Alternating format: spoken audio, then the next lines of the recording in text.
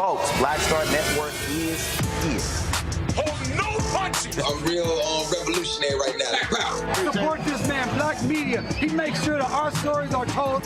Thank you for being the voice of Black America, Roland. Stay black. I love y'all. All momentum we have now, we have to keep this going. The video looks phenomenal. See, there's a difference between Black Star Network and Black-owned media and something like CNN. You can't be Black-owned media and be scared. It's time to be smart. Bring your eyeballs home. You dig?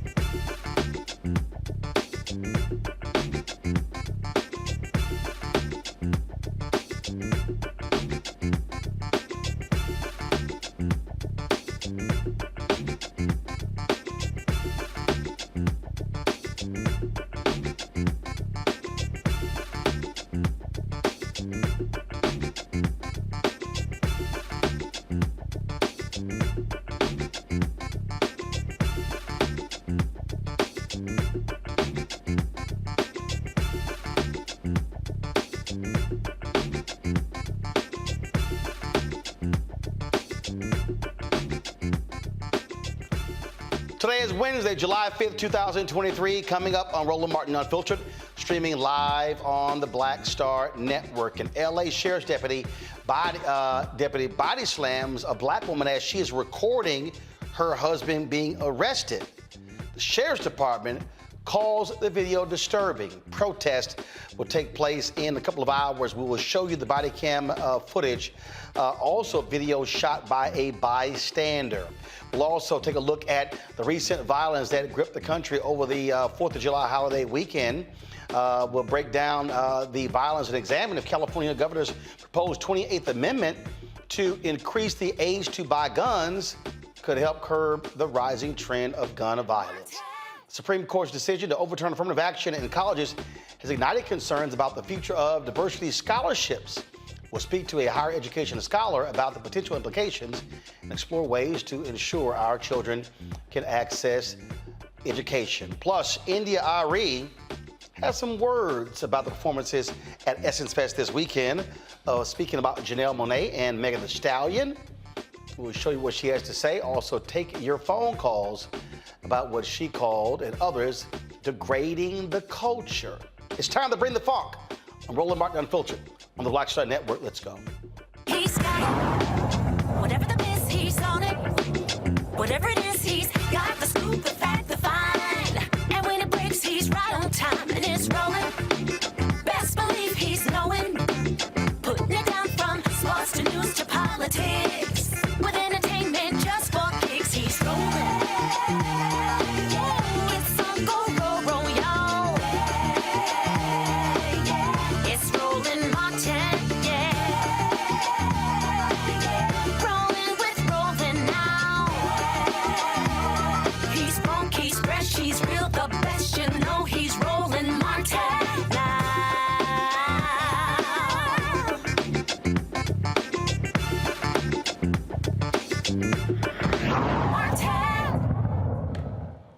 Folks, in California, 2 Los Angeles County Sheriff's deputies are under investigation after a video shows the officers violently detaining a black couple. Now, the officers responded to a report of a robbery at a store in Lancaster on June 24th. An elderly black couple, matching the description of the suspects, was waiting outside the store when the first deputy arrived. The video shows the one deputy giving orders to the man who explains to the officers he told the store to call the police in concern of a robbery and waited for them to arrive. Watch this.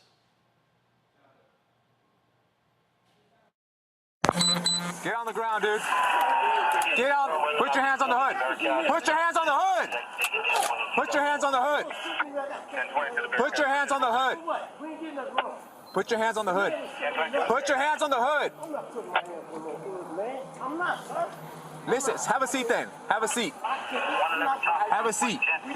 Have a seat then. Have a seat. Have a seat. Have a seat. They approached us first, man. Hey, Kirk, I'm making contact now. He's on call. Get down. Sit down, dude. We'll figure this out. We ain't getting wrong. I told him what you want. Well, if you sit down, we'll figure that out. We just walked out. Can you just have a seat on that rock?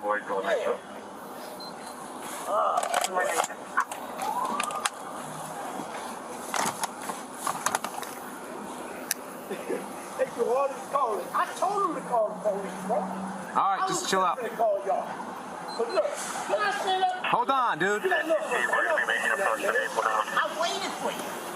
I could have took over and get over. Hey, Kirk, this is a mound and the female's gonna be in the car. I stand up with my cake, sir. Just have a seat, dude. The dude was talking crazy, man. What's going on, dude? He got the camera, bro. He come up, I need ordering some shit, right? Just relax. We're gonna pat you down, buddy. I don't have nothing. They said there was weapons. We don't know that. Man, I don't have nothing, brother, but a pack of cigarettes. See, there go this. Now what? I'm not even being resistant. That's life over there. Huh? All right, dude. You're not. I'm not under arrest for what? You're not under arrest. You're being detained. Detained for what? For what? Dude, calm down. What have I done? I haven't stolen no gas. Man, I can bust loose. Why y'all doing this shit, man? boss, why y'all doing all this? Dude, relax. Or you're gonna get put down. Dude, just... Man, my wife is paralegal. Oh, my arm is fucked up, man. My arm is fucked up, Where's man. Wayne? Right here. Tell her, break it on my arm. No, you can't touch Have a seat. Hey, wait, don't Have a tell me seat. you do that Have to a my seat. wife. Come on, Have a man. seat. Why you doing this to me, man? Calm down. We ain't even did nothing. Dude, See, deputy's involved in a fight. I'm not gonna fight you, man. You put in my Have a wife, she got seat. cancer. She got cancer, man. All right, dude. Man, come on, bruh. I'm not gonna fight with a deputy. You cool. Hey, you a deputy, you cool, bro. I'm not gonna Calm fight down, with you. dude. I calm down. Let me shut up. Can I shut up? No. I'm on sticky ass bushes, man. I hit my Deputy's sister. involved in a fight. Let me get to you in this code of Man, Winko. come on, man. Y'all don't have to do this shit, bro. That's wrong, man. You gotta do that too. She got cancer, big bro. Man, don't do her like that, man. Let me Dude, calm shut up. down, man. No, I ain't doing nothing. Let me shut up. I swear to God, I'm not gonna get up. You got my word, boss. You got my word. I'm not gonna get up. Man, she got cancer, man. Well, why are you guys acting like this? She's acting like that because they waited, rolled up on us. Hey, the guard came up on his boat like, that's all he did, bro. Everybody said, I want to get violent with nobody. Have a seat. Bro. You got her? Yeah, man. Man, babe, you all right? No. Let me get 902. She got cancer, bro. She got cancer. Arie is switching and Oh, you know, her phone. Okay. Give me the phone. I'm not doing nothing, man. You can't fight. I'm not fighting with y'all. Hey, dude, calm down. I am, but she just mad because 111, if you can, are you in the parking lot of the Winko? she got cancer, man. Oh, man, it's my credit card and stuff. I can't see why. Just whoa. Let me calm it down. Let me calm it down, bro. Oh, man, my arm, bro, my arm. You can't bossing me around and throwing me That's down. it. Stop. Just quit. Stop it. Just stop. Just relax. Have a seat. Yeah, bro, hold on. I want to make sure she's all right, She's man. all right. Sit down. I'll sit down. JC, just cooperate, JC. Have a seat in the car. She ain't gonna do nothing, bro. Have a seat in the car. We didn't even leave, sir. We didn't You're making it leave. worse. Get up. I just, Have a seat. doing So what? so put her in the back seat. She can I just calm want to make down. sure she all right, man. You're gonna have consequences. All you had to do was listen. I didn't do anything. You was mad because I videoed and put it on YouTube. That's why you was mad. Take a seat. It's a C-111. We're going to have 2 detained. Then we just have fire and a sergeant Winko. And 1 extra unit. I have asthma. Okay. 111, 10 for you have 1 homicide and 110 responding, 110 Sam just with 97 and fire is staging. We'll advise them it's clear to enter. Confirm. Hey, firm. Watching on this side. Just confirm, is it for deputy or suspect only? Suspect only, pepper. Can you, whoever's by me, can you move? Because I need to spit. Let's go. Put your feet up. Okay, 111, just confirm, is that a definite code 1? All right, go ahead. I can't. I'm not going to be able to breathe because I got asthma. And 111 advising code 4 is a deputy involved fight at the Winko. Watch out. Code 4 clearing the frequency at 1227 hours. You all right?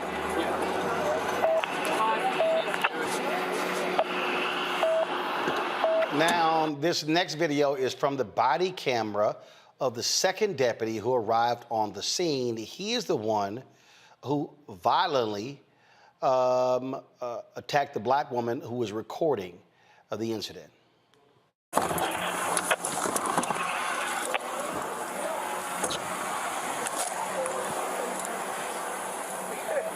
Come here.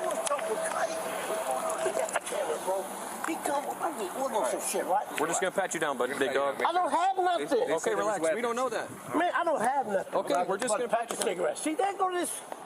Now what? I'm not even being resistant. Huh? Wait. No, man. I'm not. Wait. No, I'm not under arrest for what? You're not under arrest. You're being Why are you detained for what? For what? Listen. What have I done? I haven't stolen up. Brother, man, I can bust loose. Why y'all doing this shit, man? Boss, why y'all doing all this? Dude, relax. Or you're gonna That get put man down. was threatening me, man. Dude, just... Man, my wife's a paralegal. Oh, my arm is fucked up, man. My arm is fucked up, man. I'm telling you, I tell her, brace it on my arm. No, you can't touch me. You can't touch me. Get down on the ground. Get on the ground. It's already on YouTube. Stop. Live. I don't give a... Stop. Motherfucker, stop. Stop, you're gonna get punched in the face. You punch me and you're gonna get sued too. You already got sued. I got it on camera. Stop. I Turn got around. it on camera. Get your neck off my. I can't breathe. Hey, we're in a fight at the window. I can't breathe. There's no fight. You threw me down to the ground. Stop manhandling me. I didn't do nothing. You threw me down. Call the commander. Call the commander. Hands behind your back. Call the commander. Stop twisting my arm. Put your hands behind your back.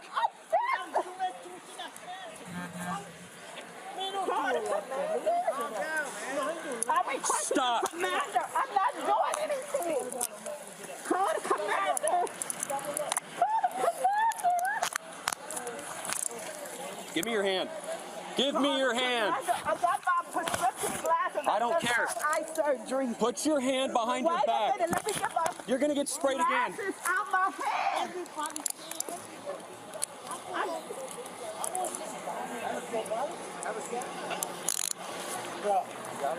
Yeah, man. My baby all right? No. Let me get 902. Put me to the ground. She got cancer. Put his knee in my... Get up. I can't see anything. Why are you manhandling me? Because you were being detained. Now you mad because I put it on YouTube Live and they saying everything. Let's go. That's why you mad. Let's go. Stop fighting. I'm not fighting. I can't see my... All right, so here's what's crazy. The unarmed couple, they were cited and released. The sheriff's department did not release what the citations were for. Both officers, who have not been identified, were pulled off of field duty. LA County Sheriff's Office, the sheriff released, first of all, explaining why the body camera videos were released. The Los Angeles County Sheriff's Department has opened an investigation into this incident. While the department does not make statements related to ongoing investigations, Sheriff Luna has made it clear that he expects department personnel to treat all members of the public with dignity and respect, and that personnel who do not uphold our training standards will be held accountable. In the interest of transparency with our community, the Sheriff's Department is releasing body-worn camera video from the incident. Okay, so let's unpack this. Police get called. The folks who call the cops are the very folks the cops detain. And if you look at their actions, they immediately... How do you arrive on a scene but don't actually do any sort of investigation? Dr. Nyambe Carter, Associate Professor, University of Maryland School of Public Policy out of D.C., joins us. Teresa Lundy, Principal Founder, TML Communications out of Philadelphia. Dr. Larry J. Walker, Assistant Professor, University of Central Florida as well. Okay, so this is where I am absolutely confused here. So if I'm the cops and I get a call from the store, I would think, Nyambe, and I want y'all to go back to the beginning of the video, I would think that when I arrive at the store, my first thing would be to the store manager, what's the situation? What's the problem? Why are we here? Roll the video. Now keep us, give me a split screen. So what I got here, the cops roll up, pull the audio up. Hands on the hood. Put your hands on the hood. So stop right there, So Nyambe, he immediately gets out of the car.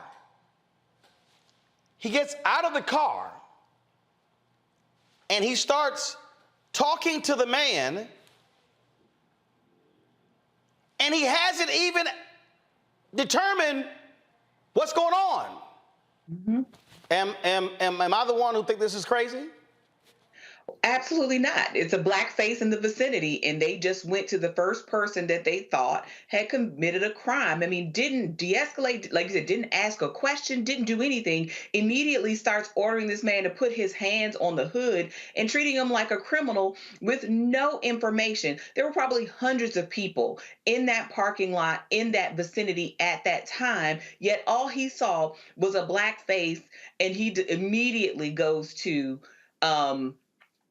all of these procedures that would seem to affect an arrest. And of course, if you're a person who's done nothing and said, I told them to call the police, I waited for you all, he's telling them this, and you still are talking about put your hands on the hood, sit on the curb, do all of these things that would make you a suspect, you're right, you're going to get people who are upset, who are going to have, their cockles raised because they're like, wait a minute, you're not about to arrest me. You're not about to take me down and treat me like a criminal. And that's exactly what happened here. And as you noted, they pepper sprayed these people and then they cite them and release them because they knew these people hadn't done anything. But I think at this point, they had gone too far down the rabbit hole and felt like they had to make a show of force. They had to do something to justify why they treated these lawful citizens like trash, essentially. No one should be treated this way. I'm sitting here, Teresa, again, go back to the beginning of the video, y'all. Again, let me be real clear. They get a phone call. There's a black couple. They roll up, and the first black couple they see, gotta be them. And you're basing this off of a phone call. You don't know who called. You don't know the story. You have no information. So I'm just trying to understand how, if you're the cop, how do you just roll up? Again, turn the audio up. Get on the ground, dude. Get out. Put your hands on the hood. Put your hands on the hood. Put your hands on the hood. Put your hands on the hood. Put your hands on the hood. Put your hands on the hood. Listen, have a seat then. Have a seat. Have a seat. Have a seat then. Have a seat. Have a seat. Have a seat. They approached us first, man. Hey, Kirk, I'm making contact now. He's on the call. Now hit Get pause. down.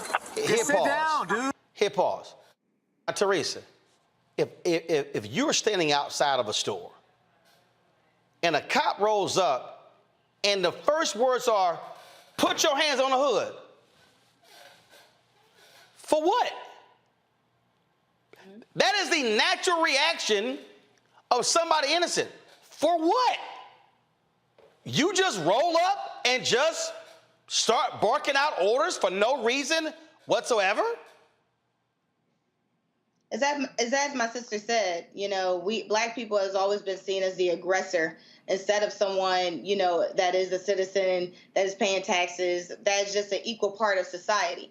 And so when we still are continually having these issues where we're not being treated fairly, we're not being seen as a human being, these are the issues that are happening continuously, and why protests, why racial equity trainings, why DEIs are still happening all across the country is because we have these police officers that are either new, undertrained, or feel like that they have more power than those individuals who actually live in that community. So it's unfortunate that, again, we're still seeing, even 50-year-olds, they look like 50 plus, husband and wife, and she's literally recording, trying to make sure that her husband is good so it doesn't go to a next level. But you have the officers who's not even particularly interested in the situation at hand, not going into the store, not doing their part as police officers, which a part of that is investigating the situation before we put handcuffs on. But again, if we're only seen as the aggressor and someone, that, again, just because of the color of our skin, we promote fear, which it shouldn't be as such, because we're not the aggressor. We're the ones going in and out of a store trying to get home to our destination. Here's the thing right here, Larry. Go to my iPad, please. Go to my iPad. This is the LA Times story. Lancaster Sheriff Station deputies responded to a reported progress robbery at a Winco Foods grocery store when they encountered a man and a woman who matched the description of the suspects given by store security guards on the 911 call. So, Larry, here's what I want to hear. I want to hear the 911 call. I want to hear that they say an elderly black man and black woman. I want to hear that they say the black woman had black jeans on, the color of shirt that she had on. That's what I want to hear. Because if the description was black man, black woman, any black man or black woman in that parking lot was automatically a suspect. Roland, this is another example of criminalization of black bodies. We talk about it on your show all the time. It's ongoing. It's been happening for years. And first of all, it breaks my heart to watch this video to see how both of those, citizens are treated by law enforcement. But this is an ongoing situation. So obviously there's going to be, an investigation. There certainly will be a lawsuit. But I think what's really important is that these individuals, these law officers, once the investigation is complete, we can't simply say they should be suspended. If you're treating citizens like this, then you shouldn't be a member of law enforcement. And it's important, once again, of course, we talk about there's going to be black folks that are going to, come together and ensure that these individuals are going to be held accountable. But we can't have them just get a slap on the hand and then a year or 2, 3 years down the line, there's another more violent encounter, perhaps in loss of life, with one or both of these law enforcement officers.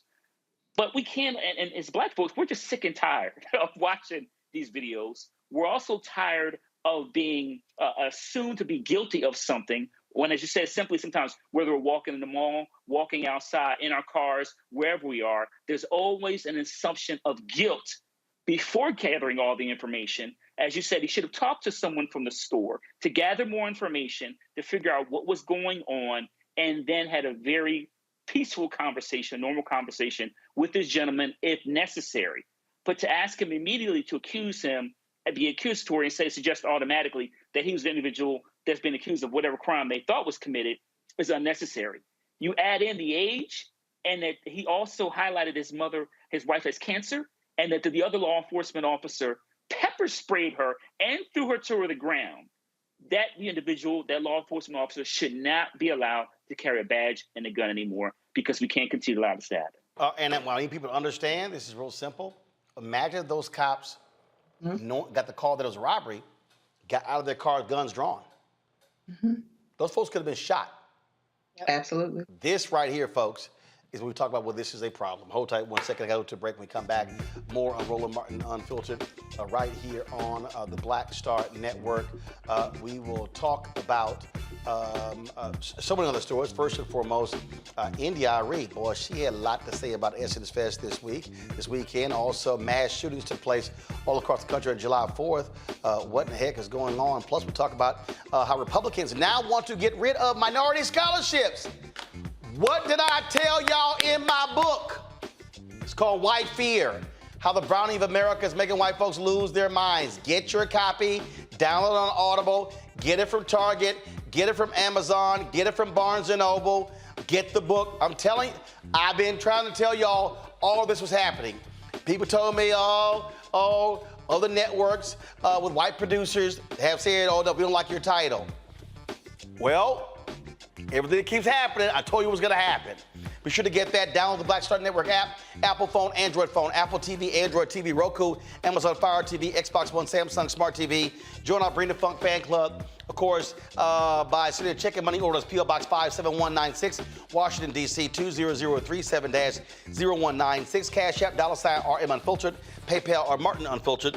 Venmo is RM Unfiltered. Zelle, Roland at RolandSMartin.com, Roland at RolandMartinUnfiltered.com. We'll be right back. Hatred on the streets, a horrific scene, a white nationalist rally that descended into deadly violence. White people are losing their damn minds. As an angry pro-Trump mob storms the U.S. Capitol, we've seen shooting. We're about to see the rise of what I call white minority resistance.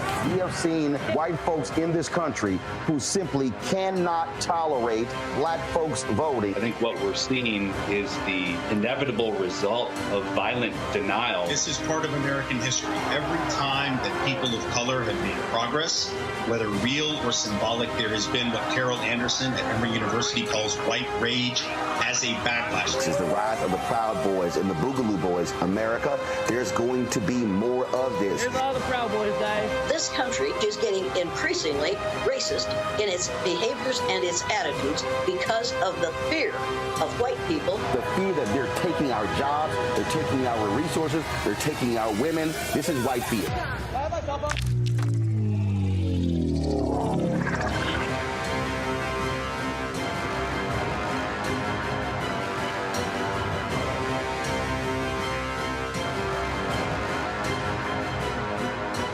Black Star Network is here. Oh, no punch! I'm real revolutionary right now. Thank you for being the voice of Black America. All momentum we have now, we have to keep this going. The video looks phenomenal. See, this difference between Black Star Network and black-owned media and something like CNN. You can't be black-owned media and be scared. It's time to be smart. Bring your eyeballs home. You dig? When you talk about blackness and what happens in black culture, we're about covering these things that matter to us, speaking to our issues and concerns. This is a genuine people-powered movement. There's a lot of stuff that we're not getting. You get it, and you spread the word. We wish to plead our own cause. Too long have others spoken for us. We cannot tell our own story if we can't pay for it. This is about covering us. Invest in black-owned media. Your dollars matter. We don't have to keep asking them to cover our stuff. So please support us in what we do, folks. We want to hit 2,000 people, $50 this month, raise $100,000. We're behind 100,000, so we want to hit that. Y'all money makes this possible. Checks and money orders go to P.O. Box 57196, Washington, D.C. 20037-0196. The Cash App is $RM Unfiltered. PayPal is R Martin Unfiltered. Venmo is RM Unfiltered. Zelle is Roland at RolandSMartin.com. Hey, what's up? Geek Total in the place to be. Got Caked Out Your Mama's University, creator and executive producer of Fat Tuesdays, a air hip-hop comedy. But right now, I'm rolling with Roland Martin, unfiltered, uncut, unplugged, and undamn believable. You hear me?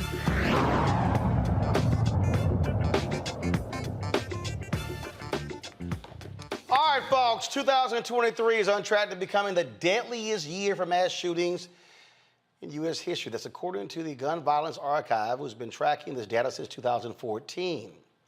So far this year, there are recorded 351 mass shootings. Yep, 351. Over the 4th of July weekend, 23 mass shootings left 21 people dead, 130 people injured. The deadly shooting happened in nearly 20 states, including here in Washington, D.C. In Chicago, 30 people were shot, 3 fatally in different parts of the city. One of the incidents involved an 16-year-old boy who was shot in the arm while walking on a sidewalk early Saturday morning. Now, in the South Baltimore neighborhood of Brooklyn, community members enjoyed a yearly celebration called Brooklyn Day, when a mass shooting took place. And just last night, a heavily armed gunman in a ski mask and a bulletproof vest opened fire on the streets of Philadelphia, killing 5 people and wounding 2 boys before surrendering to police. Now, the governor of California, Gavin Newsom, has proposed a 28th Amendment to the Constitution and the quest for gun control measures. Now, the new amendment will add protections, including raising the minimum age to own a gun from 18 to 21, requiring universal background checks, setting up a reasonable waiting period for all gun purchases, and prohibiting civilians from buying assault weapons. Now, adding a constitutional amendment requires either a 2/3 majority vote by both houses of Congress or a constitutional convention convened by 2/3 of state legislatures. Sarah Bird Sharp, Senior Director of Research at Everytown for Gun Safety, joins me right now. Glad to have you here. Sarah, first off, all we keep hearing, whenever we talk about police brutality, we keep hearing Cops need more resources. Cops need more money. Cops need more of this. Yet we keep seeing all of these mass shootings. And I've yet to hear somebody explain to me the amount of money we keep spending on law enforcement. Is it slowing down mass shootings? Yeah, and mass shootings are unfortunately only the tip of the iceberg of our gun violence epidemic, right? Because if a mass shooting is 4 or more people who are shot and either killed or wounded, then 99% of what's happening is other shootings on our streets and in our neighborhoods. And I would say that the good news is that there are a lot of programs that are showing incredible promise. And those are programs that are led by communities and that take members of the community to work to try to mediate and to interrupt retaliation and gun violence. And those are the kind of programs that I think are showing, huge promise and are really important to fund. All right. So where are those programs taking place? What cities, what communities?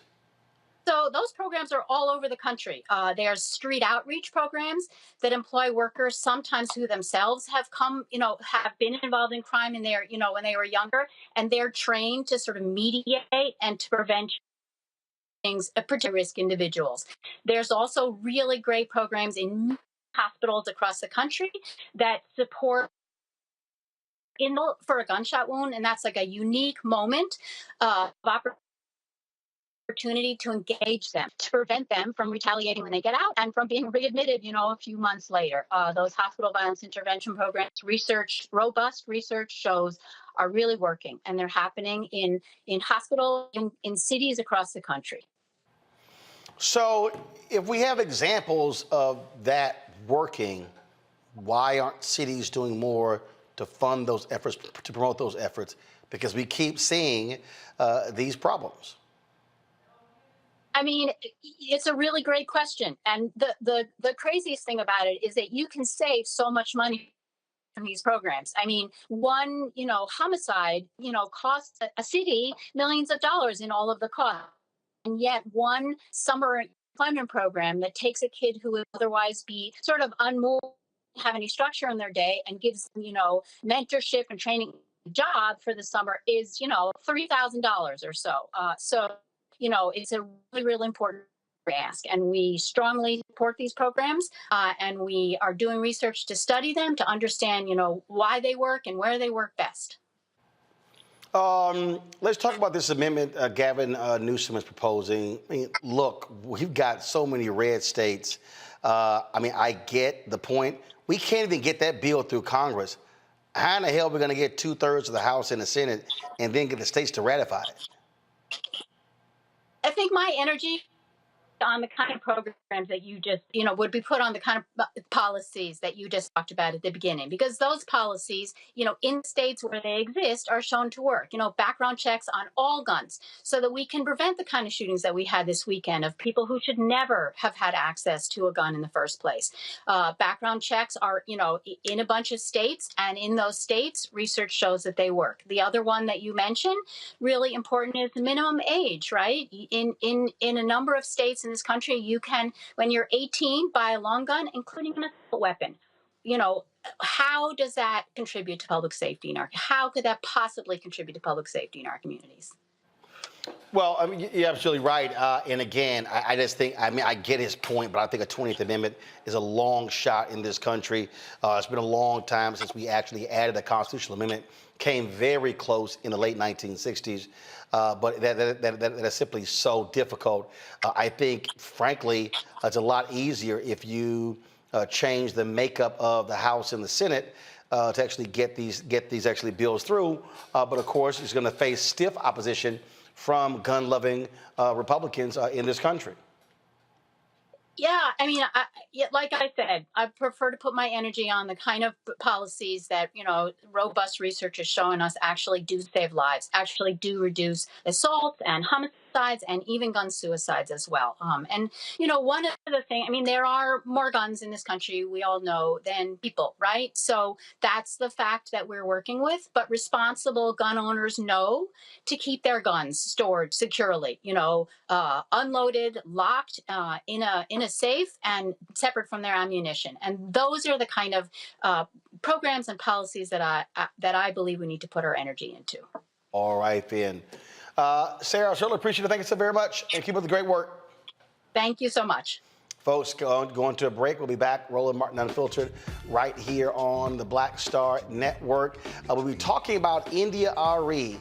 Of course, guy had some words for the Essence folks after performances this weekend that she said was degrading. Plus, Republicans in Wisconsin, on the heels of the affirmative action decision by the Supreme Court, they now want to get rid of minority scholarships. Really? Are we serious? Yep, they're serious. We'll break all of that down. Also, we open the phone lines up to talk about both of these issues.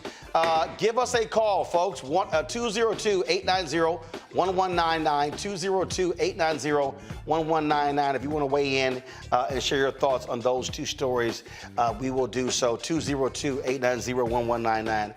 We'll be right back.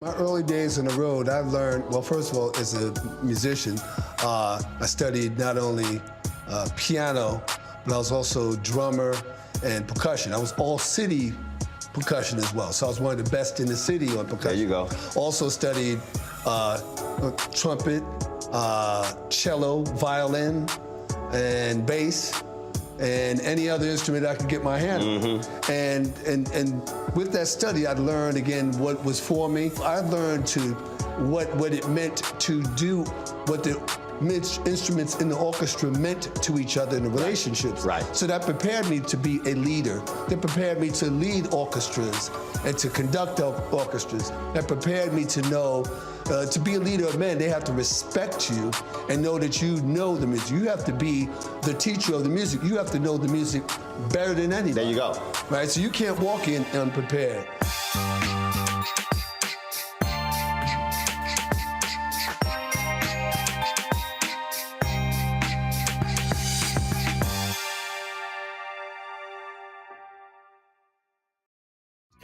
Next on A Balanced Life, we're talking everything from prayer to exercise to positive affirmations and everything that's needed to keep you strong and along your way. That's on a next A Balanced Life with me, Dr. Jackie, on Black Star Network.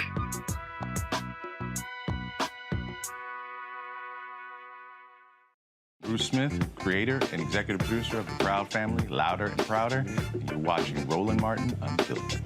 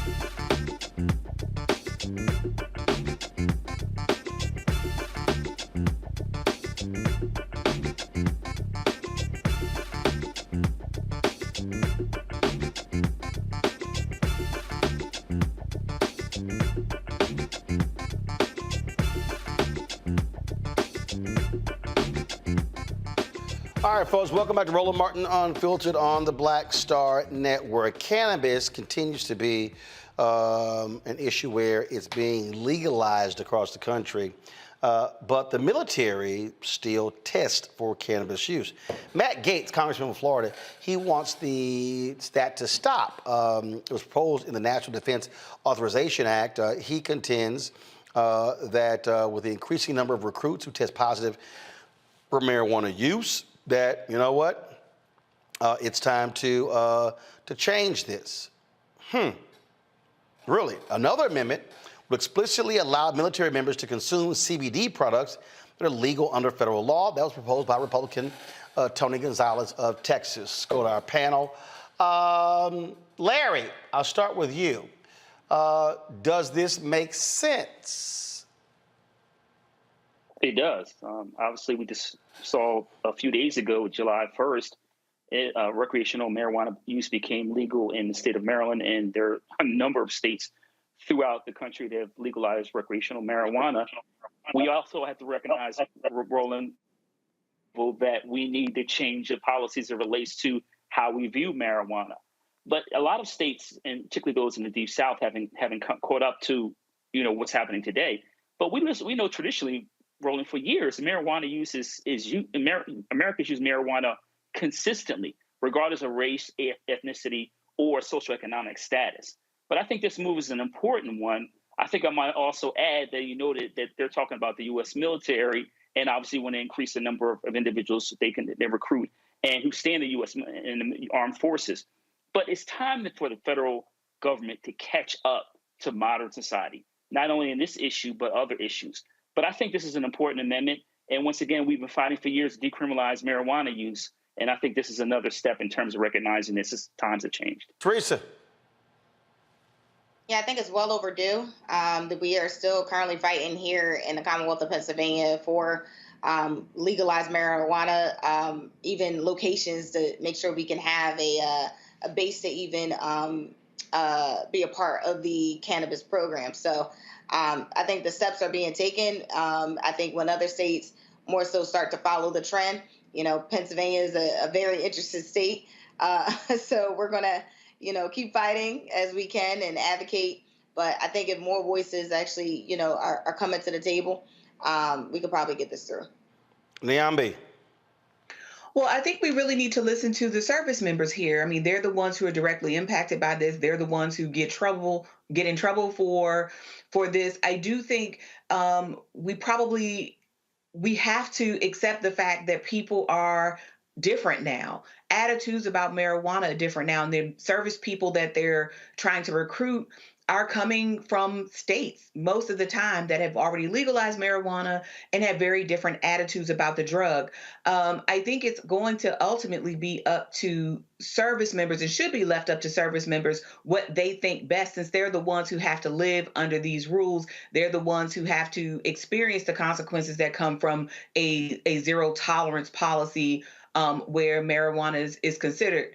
Alcohol is not illegal, and I think many will offer that marijuana is probably not as dangerous or lethal as alcohol. So I think the military is going to probably have to reckon with this if they want to continue to be able to recruit, quite frankly.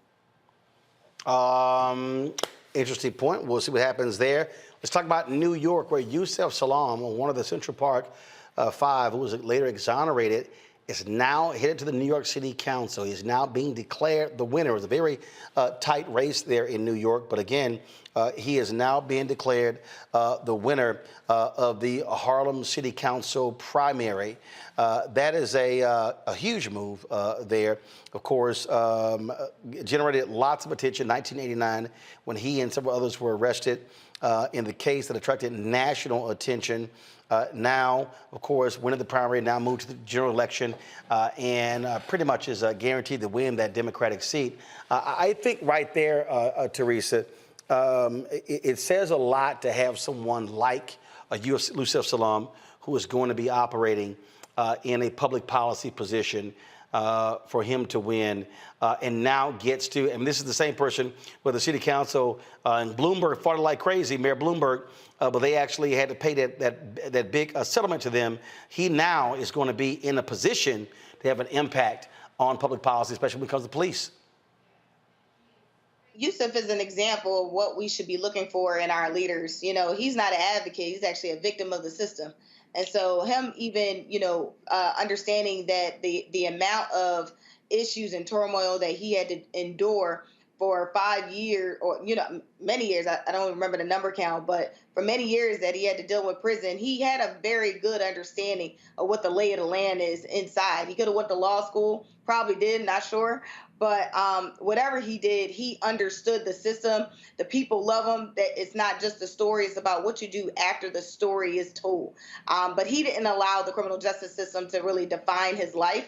And I think that's probably, more so the staple of why, a candidate like him, fresh, anointed by the people, you could say, is someone that, you want to look to in terms of leadership, in terms of paving the way so other men and young boys, I think at the time he was young, so young boys don't go through the same issues and trauma that he went through over time.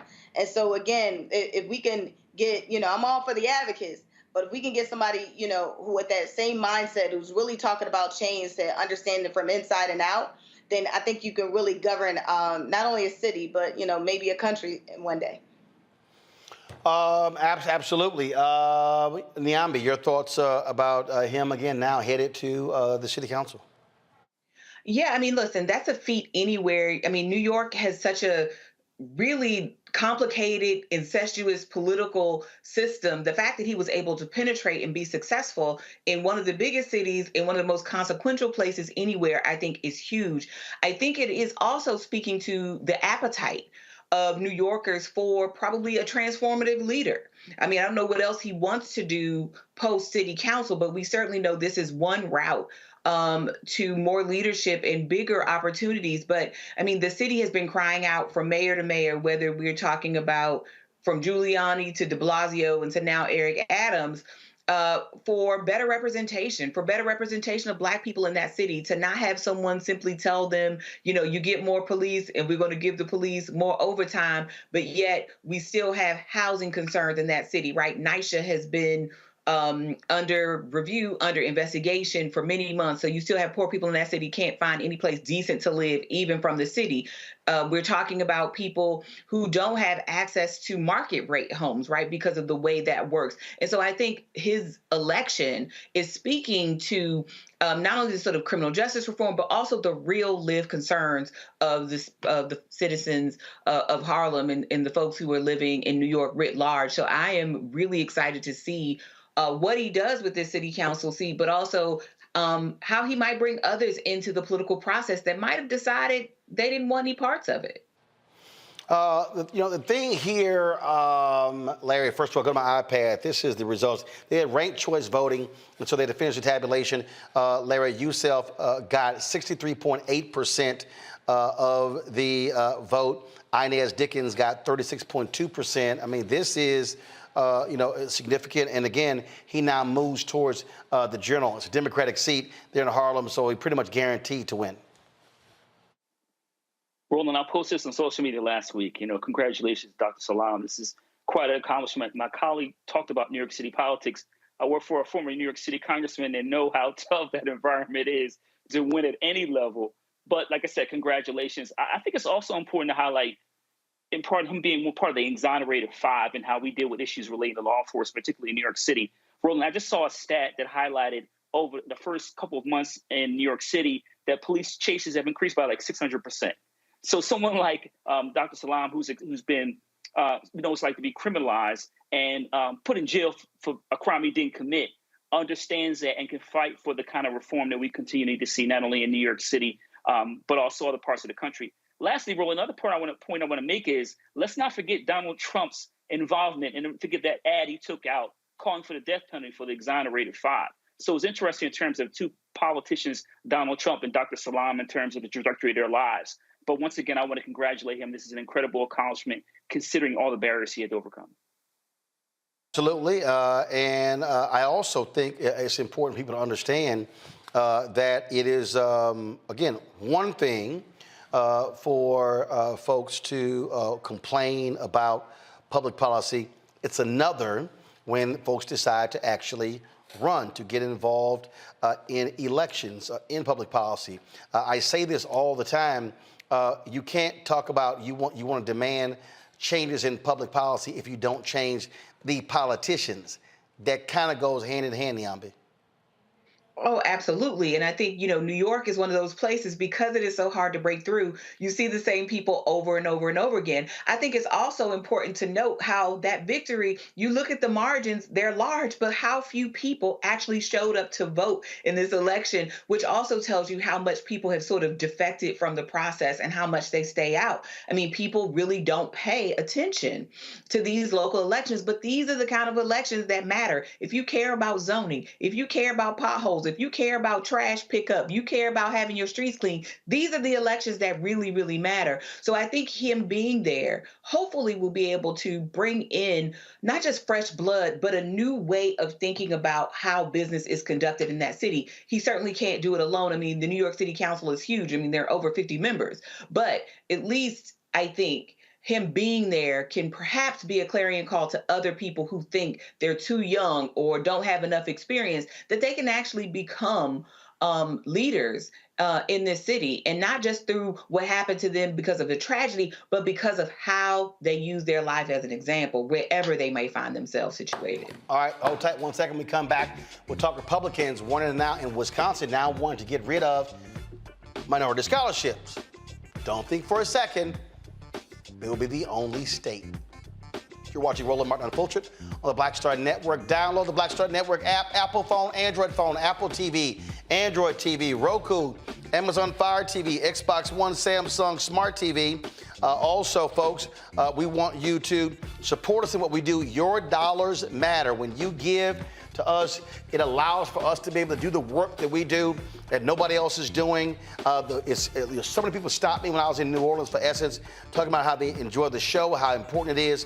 And so and I met a lot of people who are contributors to what we do. So please join us as well. Send your check and money order, P.O. Box 57196, Washington, D.C., 20037-0196. Check Cash App, $RM Unfiltered. PayPal are Martin Unfiltered.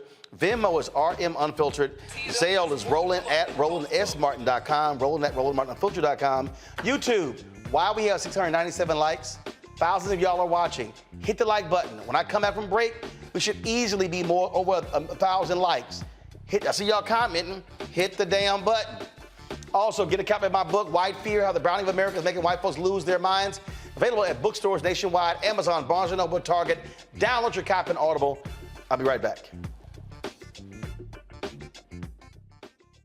On the next Get Wealthy, did you know that the majority of households headed by African American women don't own a single share of stock? No wonder the wealth gap continues to widen. Next on Get Wealthy, you're going to hear from a woman who decided to change that. Have been blessed with good positions, good pay, but it wasn't until probably in the last couple of years that I really invested in myself to get knowledge about what I should be doing with that money and how to productively use it. Right here on Get Wealthy on Black Star Network. Up next on The Frequency with me, Dee Barnes. She's known as the Angela Davis of hip-hop. Monae Smith, better known as Medusa, the gangsta goddess, the undisputed queen of West Coast underground hip-hop. Pop locking is really what indoctrinated me in hip-hop.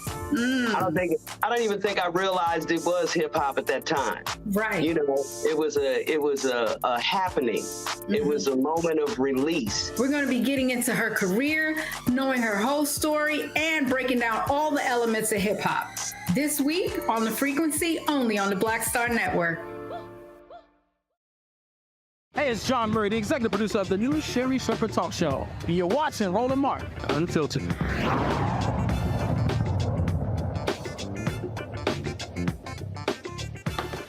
Now, I told y'all what was going to happen. I told y'all 9 years ago, 2009, 14 years ago, how white fear was driving public policy. All these folks scared about black and brown people. Supreme Court last week came down with a decision ending the use of race in college admissions. What do you think happened next? Republicans said, oh, now, no use of race in college admissions. Let's get rid of minority scholarships.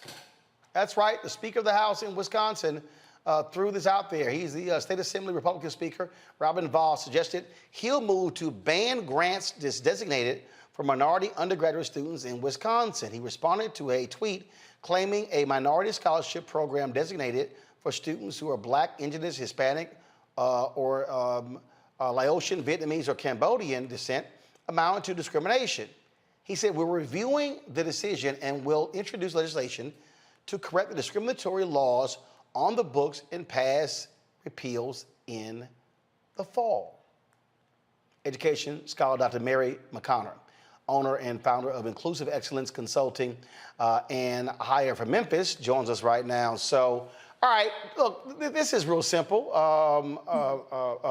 Mary, and I keep trying to explain to people what was going to come down, how this thing was going to unfold. Bottom line is, these white conservatives, they hate DEI, they hated multiculturalism, they hated affirmative action, they hate quotas, they hate anything that deals with trying to deal with the issue of race in America. Yeah, it's unfortunate, but it is true. And I'll tell you, I used to be a chief diversity officer at a university, and I kind of saw this coming. I'm not anymore, but I still do some DEI work.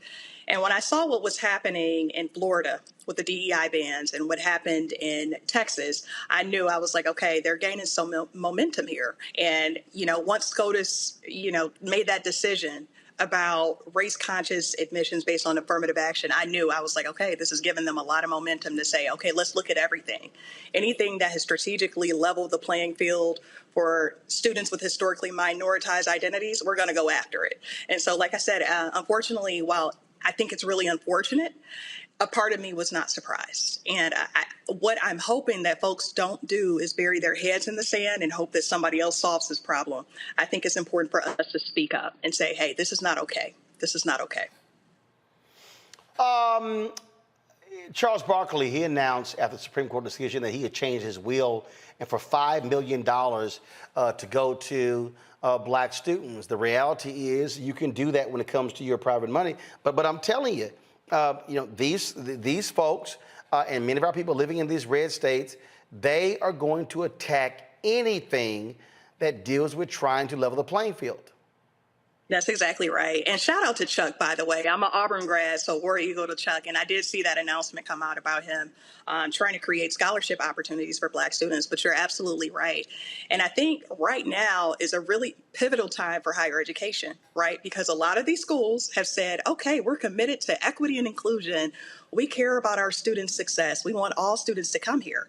So now it's up to them to decide, okay, well, you made this commitment. What are you going to do to ensure that these students still have access to a quality education, right? Whether it's looking at it from a holistic admission standpoint or figuring out, okay, affirmative action, we know you can't use that anymore for admissions, but what are you going to do to make sure that you are admitting students that you promised to admit and to create opportunities for?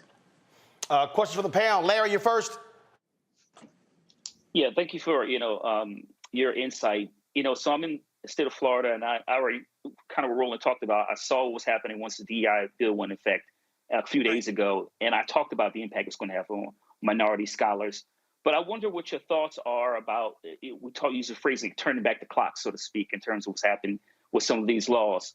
And I'm curious in terms of how much of a dramatic impact, because Roland's right, this is going to happen. We'll see it in Florida soon.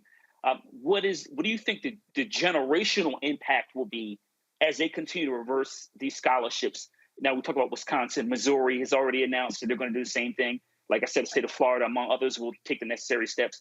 What do you think the generational impact will be, particularly on minoritized communities, once they start pulling back some of these scholarships? Yeah, I love that you asked that question. And I think generations are going to feel it in the future. And also, I want to point this out, too, as far as the workforce. A lot of workplaces talk about how they want more diversity.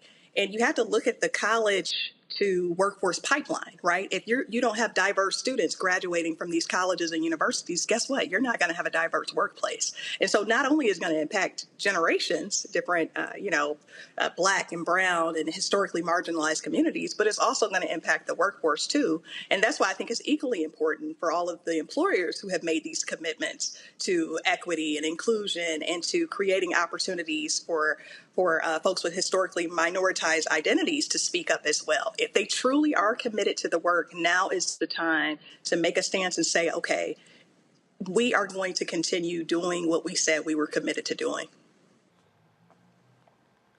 Niambi.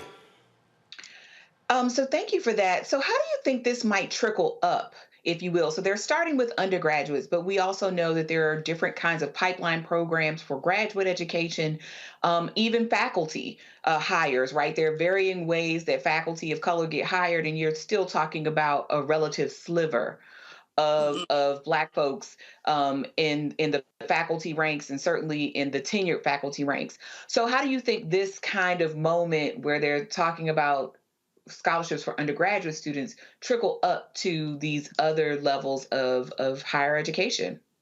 Yeah.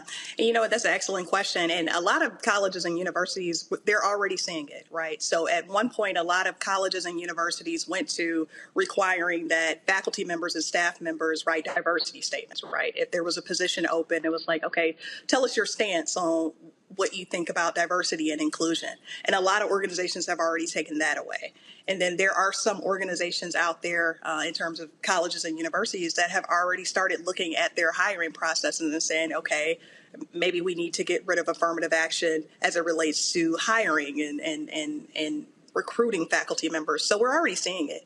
And we already know that there's not enough representation at the top, especially in some of those key senior level positions. And I think this is only going to make it worse, right? Because a lot of these positions still require that you have a formal education. I look, fairly regularly at the different jobs that are out there, and most of them still requires a college degree. And so it is a reality that we have to think about, in upper level positions, in the workforce, at colleges and universities. It affects everything. Mm-hmm. Thank you. Teresa. Yeah, this has been very detrimental to our communities as a whole. I sit on a few boards of educational, so that help youth actually transition. And I'm already seeing the effects. I had a few young ladies that was actually waitlisted at a university I'm not going to name, but I was very, they also kind of quoted the Supreme Court decision about the scholarships and kind of went straight to, here's the FAFSA plan, and versus the actual scholarship and the opportunity. Like they closed the deadline. It was just a weird situation. So I think maybe my question is, will you see more of these undergrads that are trying to transition into, these post-secondary schools going to community college since it is a cheaper option? I think so. I think we're going to see more undergrads going to community colleges. And you know what else I think we're going to see?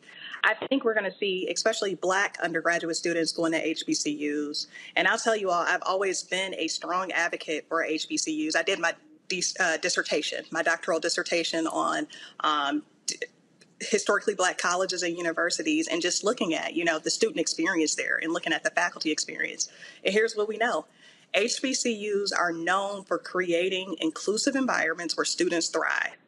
My thing at this point is, for any student listening to this or any person who's thinking about going to college, consider going where you know that you can thrive. And if you know that an HBCU is going to be the best fit for you, then I want you to consider that option, especially HBCUs. Let's be real. They have been educating Black students for centuries when Black students were not admitted at predominantly white institutions. And so they have always played a pivotal role in our educational system here in the U.S. So maybe the message is for HBCUs is, as you just made that statement, is to invest more in HBCUs, right? So taking what Charles Barkley did, and since this I don't know how many HBCUs we have in the country. I probably should know that number. But maybe that is a message across the country, is to invest more in HBCUs and looking into their enrollment to make sure that we still have a leg up. Yeah, I love it. But here's the deal, Mary. But Mary, here's the deal, though. I mean, and Teresa makes a good point, but I need people to understand numbers, pure numbers. There are 107 HBCUs in the United States. Correct. They have 237,000 students. 20% of them are non-black. There are 1.6 million black students at PWIs. Correct. So if 10% of the existing black students go from PWIs to HBCUs, that's nearly half. That's more than half of what the current capacity is. They literally do not have a capacity. North Carolina A&T is the largest HBCU with about 12,000 students. That's it.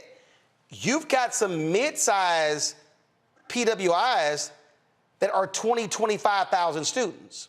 So when we talk about, again, this shift, we're talking about a shift that's going to require hundreds of millions of dollars, billions of dollars, buildings, dormitories, housing, and that's not going to happen overnight. And so I just want people to understand what the numbers actually look like. I think what happens a lot is when we talk about HBCUs, I think a lot of us actually think they're larger than they actually are. Yeah. Now, I hear what you're saying, but I still think that HBCUs play a pivotal role when it comes to education. And I do want to go back and say that predominantly white institutions, there are several predominantly white institutions out there that are truly committed to the work, because I've seen it. I've worked in the space. I've worked as a consultant with different institutions. So I'm not saying that every black student should just abandon a PWI tomorrow, like get up and leave. But what I am saying is that if you find that there are institutions out there that are more committed to seeing you succeed than others, then consider that option.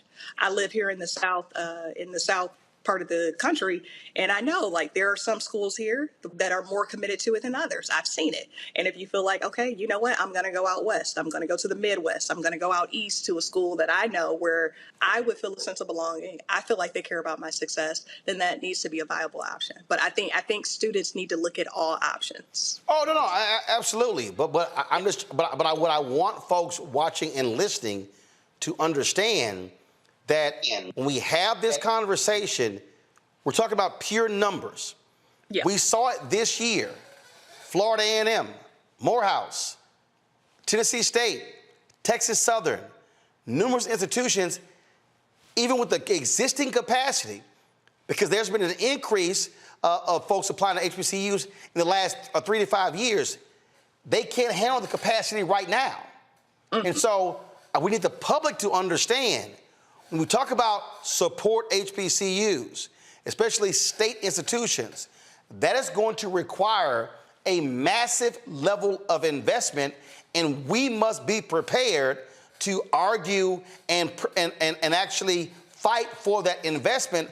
Otherwise, you're going to have an increase of thousands of students applying to our HBCUs, and they literally will not be able to take them because they can't handle the capacity. Yeah. Roland, I agree with you. And so what I view your statement as is a call to action. It's a call to action for us to say, okay, we know that we are potentially going to see an influx of students wanting to apply to historically black colleges and universities. How are we prepared to support this? How are we prepared to support administration?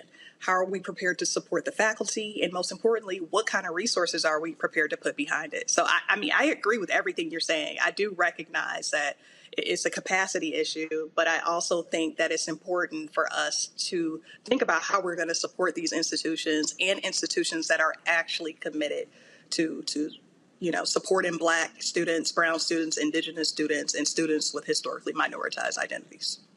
All right. Well, look, there's definitely going to be a fight all around this country when it comes to these scholarships. Folks, get prepared because it's coming. Mary, we appreciate it. Thanks a lot. Thank you. All right, folks, when we come back, India Arie makes some comments about Essence Fest regarding the performances of Janelle Monae and Meg Thee Stallion. It's got lots of folk talking. We'll show you exactly what she had to say and what the reaction has been when we come back. Roland Martin Unfiltered on the Black Star Network.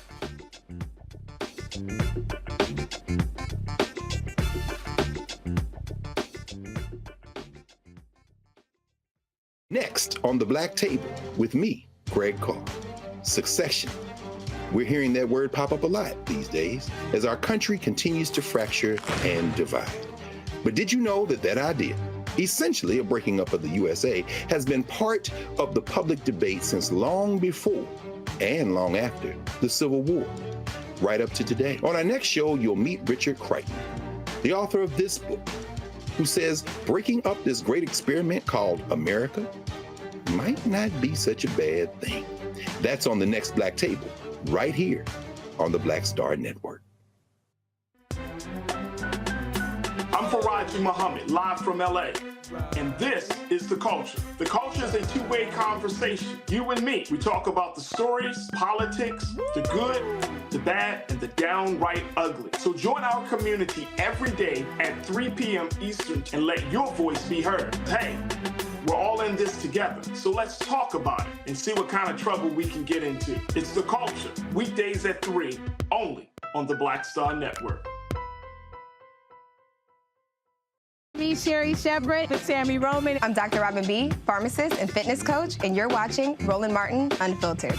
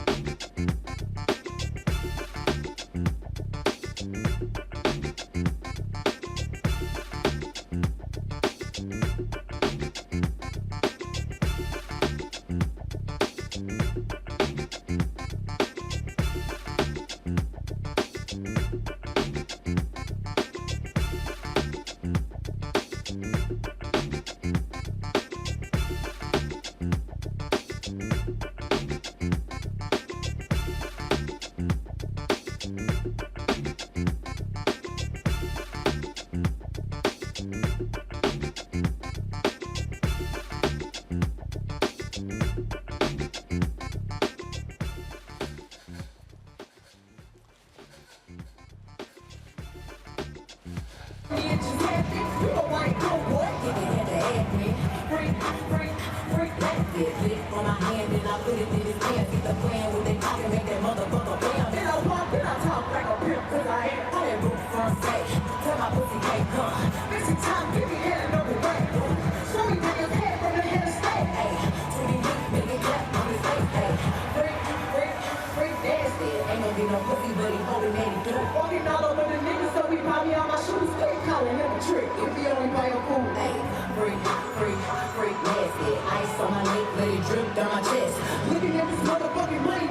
Well, the Hot Girls were in full effect at Essence Fest this weekend. Meg Thee Stallion closed out the festival on Sunday.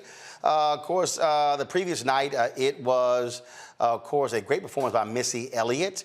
But a lot of people are commenting about her last set. In fact, Janelle Monae performed as well on Friday night. That also had some folks talking as well, especially when she flashed her breasts as she was singing about her areola. That was also, again, happening on the stage as well. So today, India Arie made a comment with regards to what took place. So go ahead and pull up her post, which was on Instagram, folks.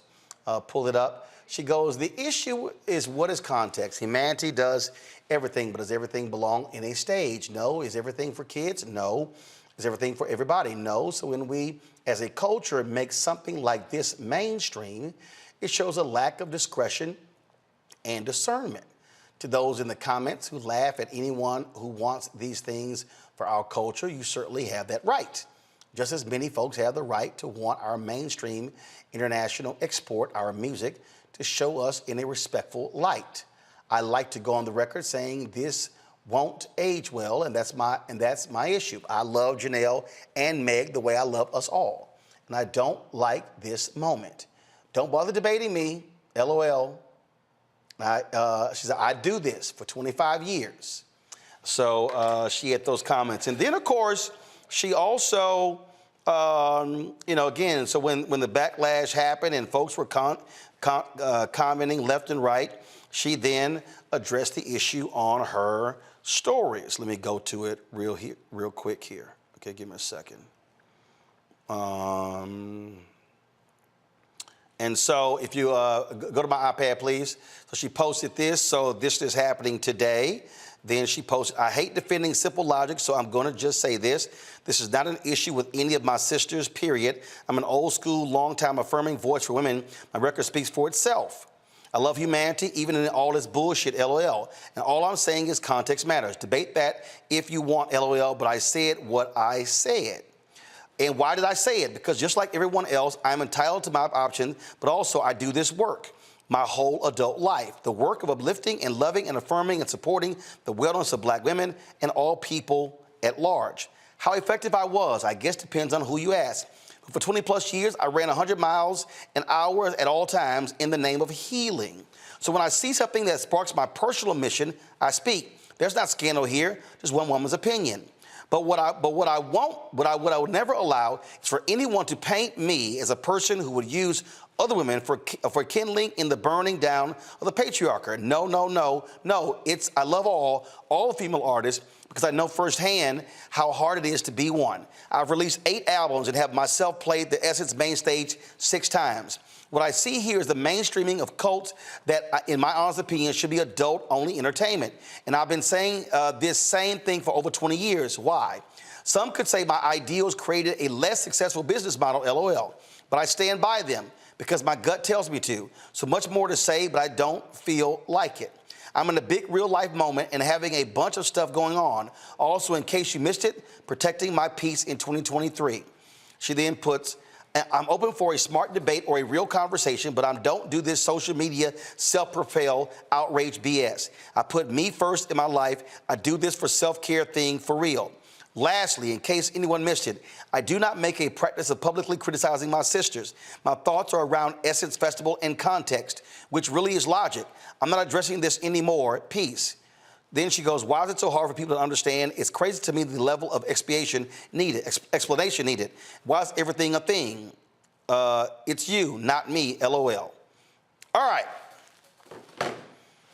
So when she talks about its essence, what India is saying there is that Essence Festival has always been about promoting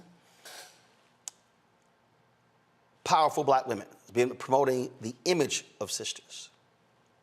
And so what she is laying out here is that when you see, because what happened was, and I'm not sure if I shot any of it. Let's see here.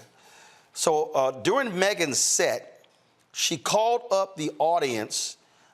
She called up different audience members on 3 separate occasions to come on stage and twerk. And that's exactly what happened. And this was actually during her show.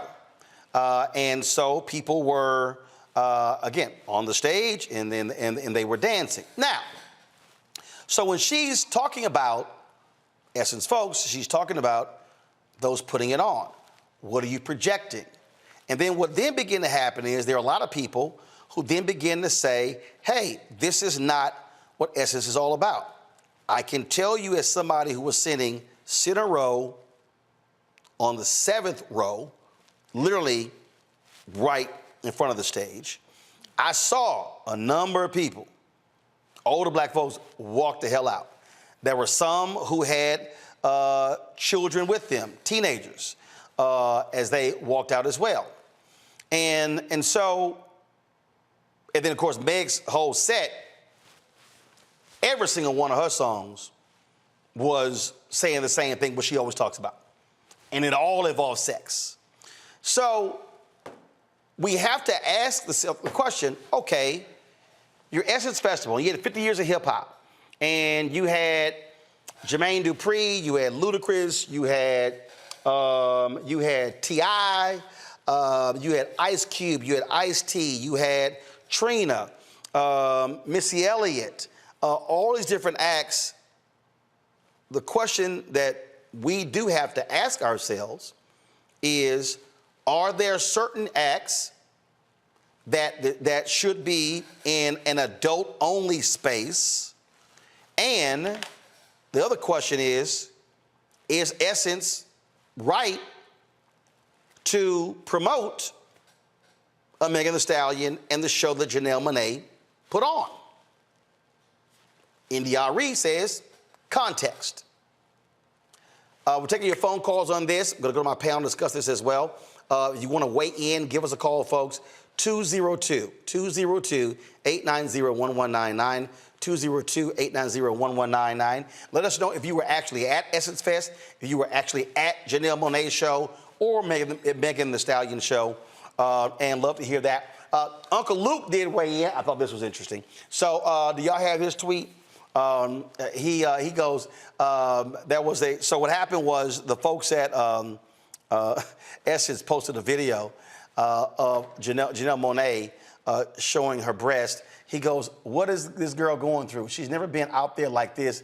Is it a midlife crisis? Then many folks said, really, Luke? You of all people saying this here? All right, let's get into it. Niambe, I'll start with you. Your thoughts on what Arie is saying here in terms of what was presented on that stage.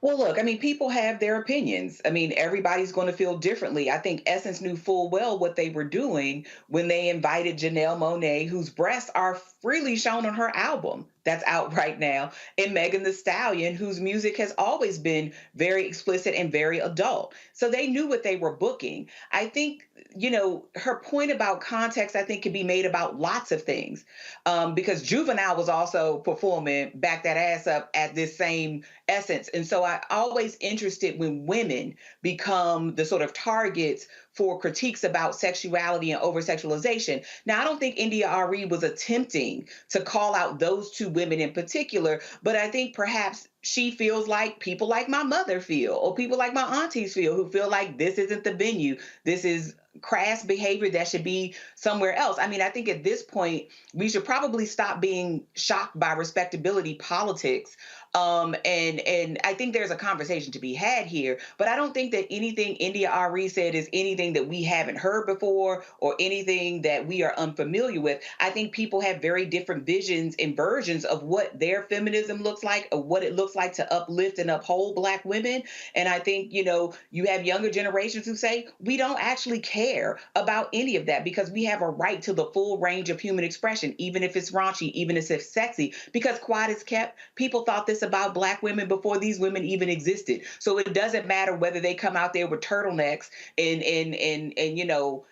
sway back and forth. People are going to think what they're going to think. So, I mean, I think it's just a difference of opinion that this will never be resolved. I mean, this has been going on for time immemorial. Teresa, is it respectability politics, though? Because if what I'm hearing is, all right, you're talking about the previous acts that you've seen. Essence is actually, for years, next year's going to be the 30th anniversary of the music festival, for years has really focused on an adult audience. Now you're talking about really a 25-54. So now the question, and obviously, in order to remain relevant, then you still are having popular artists today. So the question then becomes, is this a culture clash between generations, or is the question of saying, okay, because look, I remember Janet Jackson had her show, which was very sexually provocative on stage, but it wasn't as in your face, if you will, with the language as Meg Thee Stallion. And I can compare those two because I was at both, I've been at Essence the last 15, 16 years, and I remember the Janet Jackson set.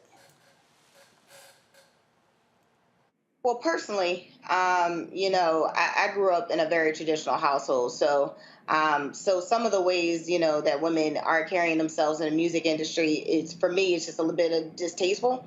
I feel like, I'm in my 30s. So part of the music that I love was the R&B, the soul, the classics, the India Aries, the Erykah Badu's. And so that type of music actually was empowering. I think, some of the abilities that and the representation that the Essence Fest, which was #RatchetFest, that happened. The comments, I was going back and forth. I mean, personally, again, I'm uncomfortable with, some of the actions because, again, I have men look at me as a beautiful Black woman and think that I am almost like some of the artists that are doing these twerks and expecting me to do whatever, right? They may not be saying it out loud, but some of their attentions are guided towards that practice. And so I will probably say those, the newer generation, yes, they are finding themselves differently. The music is very different. We are rarely hearing music that, is about uplifting and empowering.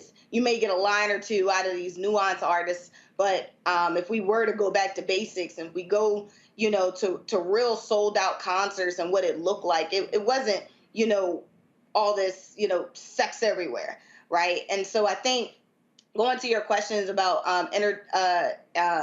intergenerational pretty much communication with this culture war, not war, but communication may actually look like between the old Essence and maybe the new day Essence. I'm sure Essence is just still trying to find a balance on what that looks like, but we also have to remember the type of artist that has been coming out in the last 10 years, right? And what's been trending. And these type of artists are, some of them are just getting play because they have the most social media followers and now they end up on the main stage versus actually creating music that was really inspiring. So for me, I was, I'm good on both of them. If we really look at the lyrics, and most of these young girls, I'm seeing them twerking, I'm seeing, and I'm talking like young as young as 8 or 9 years old doing this, right?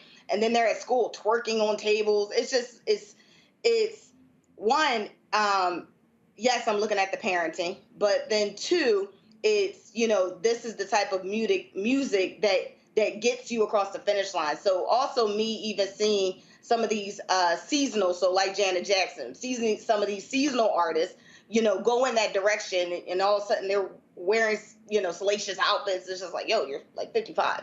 So for me, I'm good. I'm looking just for good music, but I think all the extra stuff where you have to actually sell, not the music or the words, because we can barely hear the lyrics nowadays because of all the tunes and all this other stuff. So it's like more so I'm listening more so for the beat and then looking at this person, how they're dressing. So for me, I'm good on SSFX. I think it missed the mark for me on how it actually interprets, the empowerment of Black women. I didn't feel empowered. More so, I just felt like, great, we're feeding into the narrative on what it takes to actually be in the music industry as a Black woman. I do not, because what I'm looking for is a video when Jan Jackson performed, and it was the first. It wasn't her last appearance, and I must have it on my laptop, not on my phone. But I do remember 2016 when Ciara performed, and there were some people in the audience who were kind of like, "Did she just do that on stage?" This is what they were talking about.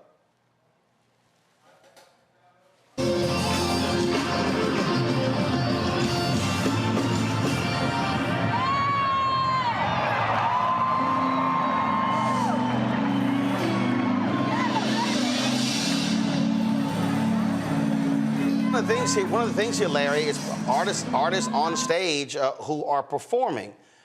I think when we talk about essence, what you're also looking at is when you have a range of ages that are actually in the audience. And there were teenagers, adults, seniors, seasoned saints, all in that Superdome. And so that's what I think is also different here, because Essence has so many different acts on the bill that if you stay for all of the concerts, you're talking about a plethora of folks. And so I know some folks who were there for the Ladies of Hip Hop, and they were like, I'm only here for that.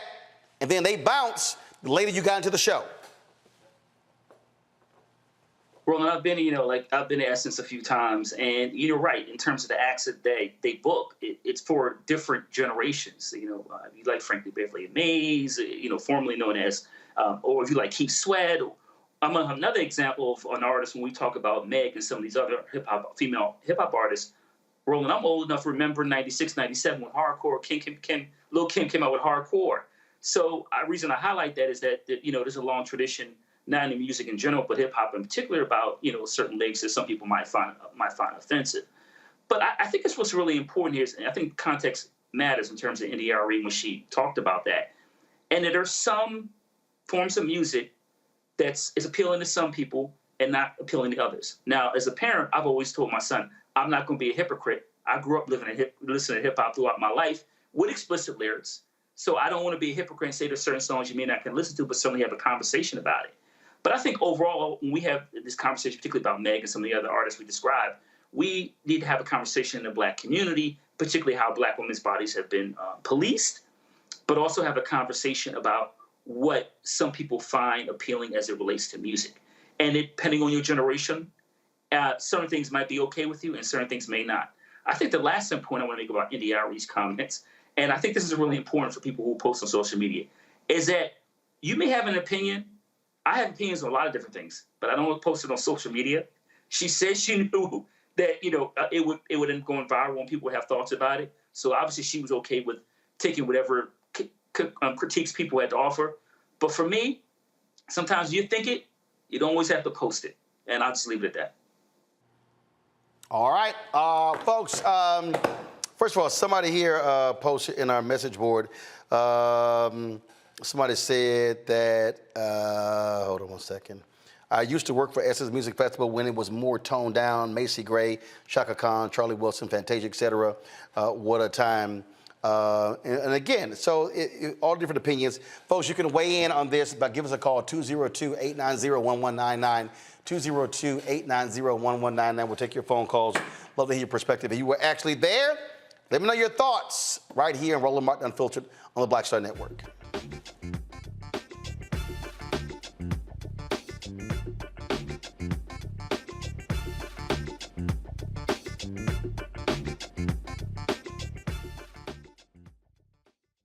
hatred on the streets. A horrific scene, a white nationalist rally that descended into deadly violence. White people are losing their damn minds. As an angry pro-Trump mob storms the U.S. Capitol, we've seen We're about to see the rise of what I call white minority resistance. We have seen white folks in this country who simply cannot tolerate black folks voting. I think what we're seeing is the inevitable result of violent denial. This is part of American history. Every time that people of color have made progress, whether real or symbolic, there has been what Carol Anderson at Emory University calls white rage as a backlash. This is the rise of the Proud Boys and the Boogaloo Boys. America, there's going to be more of this. Here's all the Proud Boys, guys. This country is getting increasingly racist in its behaviors and its attitudes because of the fear of white people. The fear that they're taking our jobs, they're taking our resources, they're taking our women. This is white fear.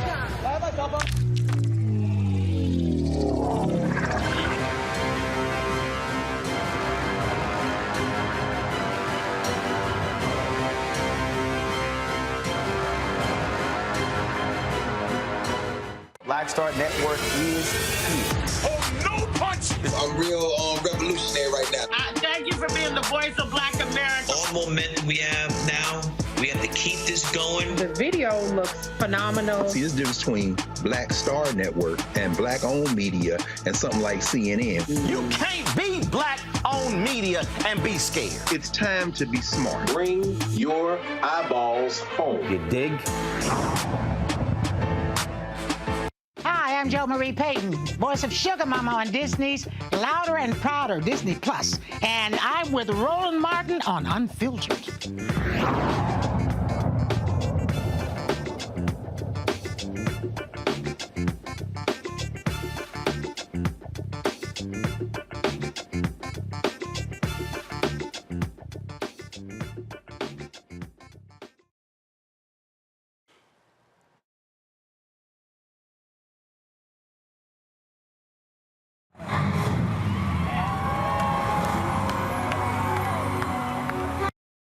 That was some of Meg Thee Stallion on Sunday night at Essence. Folks, again, have been talking about it. Was it too much? Was that improper for the Essence Festival stage? Does it actually speak to black female empowerment? Also, Janelle Monae with her show that some deem to be highly sexual as well. Yvette Thomas, Oklahoma City. Yvette, you're on the air. What's up? What's your comment? Yes, my name is Yvette Thomas from Oklahoma City, and I think it was totally inappropriate. I feel that women should leave something to the imagination. That's sexy, that's alluring. What they're doing is trashy. I think it was disrespectful to the legacy of Essence, and I think that it's doing nothing but perpetuating the stereotypical assertion of that's given to black women. So it's just trash. It's nothing to me but a pornographic prostitution, live pornographic prostitution show.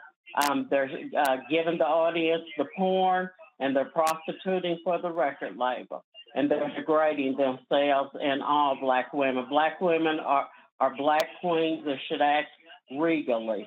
Thank you. Thanks a lot, Yvette. Iris Lee from Wisconsin. Iris, you're on Roland Martin Unfiltered. What's your comment? Hi. My comment is the Jill Scott anthem. I think you should have led with that.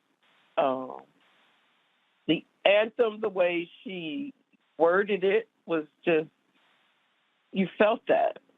That was I didn't attend the Essence Festival. I've seen, But there was no controversy over her anthem. No, I was there. I know what you're talking about. And folks didn't walk out on her anthem. They did on the Megan performance. Well, which came first? Let me ask that question then. What do you mean, which came first? Jill Scott performed on Saturday night. Megan Thee Stallion? No, Jill first of all, Janelle Monae. Scott came first? No, she did not. Janelle Monae performed on Friday night. Jill Scott performed on Saturday night, and then you had on Sunday Megan Thee Stallion.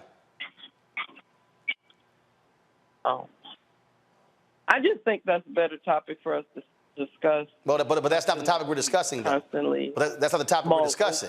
So it's not a question what's a better topic. The reality is India Arie's comments has led to a lot of conversation on social media about what is right and what is proper and what is respectable for Essence Festival, not Jill Scott's anthem. Okay. Okay? All right. I agree somewhat. It's generational, you know. Okay. All right, Iris, thanks so much. Heather Richmond from Atlanta, Georgia. Heather, you're on Roland Martin Unfiltered. Hi, I wasn't at the festival, but I did watch it on Hulu. I think the bigger issue is Essence is trying to figure out what they want to be when they grow up or go forward. I did read that Hakeem Holmes, who's now the VP of the festival, is 29, and he's trying to appeal to a younger audience. So in that, if this is what the younger audience wants, clearly that's the direction that they're going to continue to move in. But what they're going to do is isolate what they're calling now it's the Aunties Festival, because those are the women who can afford to go and be at a festival for 3-4 nights and enjoy all of the different amenities that go along with that. So if you do want that particular demo to continue to come, you're going to have to figure out how to make a balance so that they're not exposed to things that they don't necessarily want to participate in, but younger people who find it not the same, aren't offended by it, and who aren't willing, or who are willing to sit through it and actually enjoy it and will want to attend, with the quote-unquote aunties who want to do the other things that Essence offer, but may not necessarily want to participate in those sort of, I'll just say, Megan Thee Stallion-esque sort of activities or concerts. Okay. All right. I certainly appreciate it, Heather. Thanks a lot. Nyambe, the thing here, when you think about the different acts, if you will, okay, and I think this is the thing that people have to look at when you start talking about the performers, and that is there were certainly different performers all throughout the show, all weekend. So it wasn't like you had sort of one genre that took place all weekends. And so I'm trying to sit here. Let me do this here. Let me go. I'm switching iPads here. So folks, hold that B-roll. Let me go to this iPad. Nope, wrong one. Give me a second here. And again, because I think, again, we talk about context. And so this is night one. Night one, you had Lauryn Hill, who closed.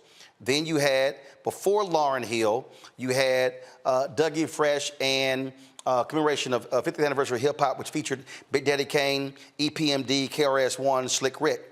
Janelle Monae performed as well. Before her, Arie Lennox, Jagged Edge, Tim's, and Toby Nwigwe. And then, of course, you also had hosted by Dion Cole. Now, that was night one. Then when you go to night two, you had the closer, Missy Elliott. Before her, Jill Scott.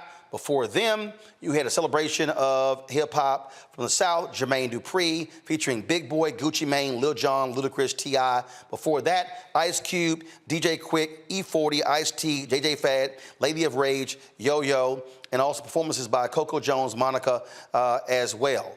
And so let me go back to, and then, of course, that was night two. Then night three, the close was Meg Thee Stallion. You had Wizkid before her. Then you had this curation of the celebration of hip hop by Angie Martinez, which featured Eve, Mia X, Remy Ma, Salt and Pepper, Trina, and then performances by Kiss Daniel, Mooney Long, and others. And so I guess here, bottom line, and this is how a lot of people actually do this, Nyambe. They like some artists, and what they'll do is they'll stay to watch them. and then they'll leave and go get something to eat or go to a suite or go somewhere else, and they don't like the particular artist, and then they actually might come back. And so that's also how a lot of people also operate when they're there. I can tell you what typically happens, those early shows, I would say anything from 7 to 9, especially in the front sections, damn near empty. But most people are coming there for the final 3 acts. And so it varies as to how people, so you have all of these different options based upon your musical taste. You don't actually have to stay for all of the concerts. Absolutely. And what is not for you is not for you. I think it's interesting, again, that we picked out these 2 young women to clutch our pearls. But when you read that list of everyone who was there, multiple people on that list, men included, had very sexually explicit lyrics. Now, if this is a conversation just about that, then that's a conversation we should have. I think it's convenient, right, to talk about the sexiest, the most sort of provocative. But if we're going to have a conversation about the sexualization of Black people and Black women in particular, then let's have that conversation and sort of not pick out these 2 artists as the sort of scourge of the Black community, if you will. And I'm not suggesting that India Arie was trying to say that. But yes, I mean, people will call them trashy people. I mean, like the caller did, people will call them all kinds of things. But again, it's all about what your taste is. And if this is not for you, you shouldn't go see them. And I'm not suggesting that you shouldn't be able to go to any of the concert. There clearly were a lot of different kinds of artists to select from if it was your fancy. But again, Meg Thee Stallion and Janelle Monae and some of these other people are not making music for everybody. I too am young enough to remember when hardcore came out and we had the same conversations about Little Kim and Foxy Brown. We had a lot less energy for the Lukes of the world. And some of these other, men who were also making sexually explicit lyrics. But nonetheless, this conversation will be a conversation that we will continually have, because I think it's unfair to sort of lay the sort of burden and the stigma of Black women's over-sexuality or over-sexualization at the feet of these young women, when again these ideas about who we are sexually and otherwise have been around for centuries. And it didn't matter whether we were covered up, it didn't matter whether we were sort of nude in the way that we might have been traditionally. The sexualization of Black women is not going to stop because some Black women decide to cover up or some Black women decide to change the lyrics in their song. I think these performers have a right to present themselves how they want to. If the marketplace doesn't want it, the marketplace won't buy it. But there is clearly an audience there. And so, yes, some people walked out, but I'm sure there were others who stayed because this is what they wanted to see and wanted to hear on their at their Essence experience. I do think this is a classic situation of trying to please too many people, if you will, because the audience in age is going to range quite largely. And so what a person like my mother would want to see and what I want to see and what my niece wants to see are not going to be the same. I think this is one of those moments. Teresa, trying to make money. Teresa, I think also what you're dealing with here as well as that is, again, let's just look at just pure numbers. Essence Festival is going to be 30 years old next year, okay? So that means if you went to your first Essence when you were 25 and somebody posted the first lineup, man, I wish I could find it. I forgot who tweeted that. And it was the first lineup. And it was Luther Vandross, it was Frankie Beverly and Mays, it was just a number of Gladys Knight. And so if you were 25 when Essence first started, you're now 54. And what you've always had adult R&B artists. Then in the last several years, then you've seen Chance the Rapper, you've seen Kendrick Lamar, last year Nicki Minaj closed. And so you've seen a migration of those artists. You had the compilation of Bad Boy, you had the compilation of Master P, and his group as well. And so the issue that Essence has to deal with, you have extreme loyalty from a whole bunch of people who've been riding with you for a long time, who've been buying tickets, but you also want to have a 40th and a 50th Essence Festival because it generates 90% of the profits for the company. You're right, and that's the question they have to answer. I mean, but if you were to do a recap video from the 25 years ago till today of what we just saw at Essence Festival, it's two different reactions. Like, I'm not, coming to a concert to look at people shake their behinds all day. It's not making sense. If I wanted to do that, I could probably just go to a strip club or something.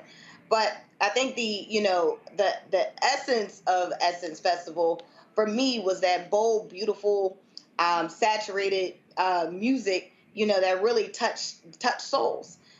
They had, really good artists. They had really good conversations. And I think now it's more so, I'm looking at artists that more so look like performers than the artistry of it.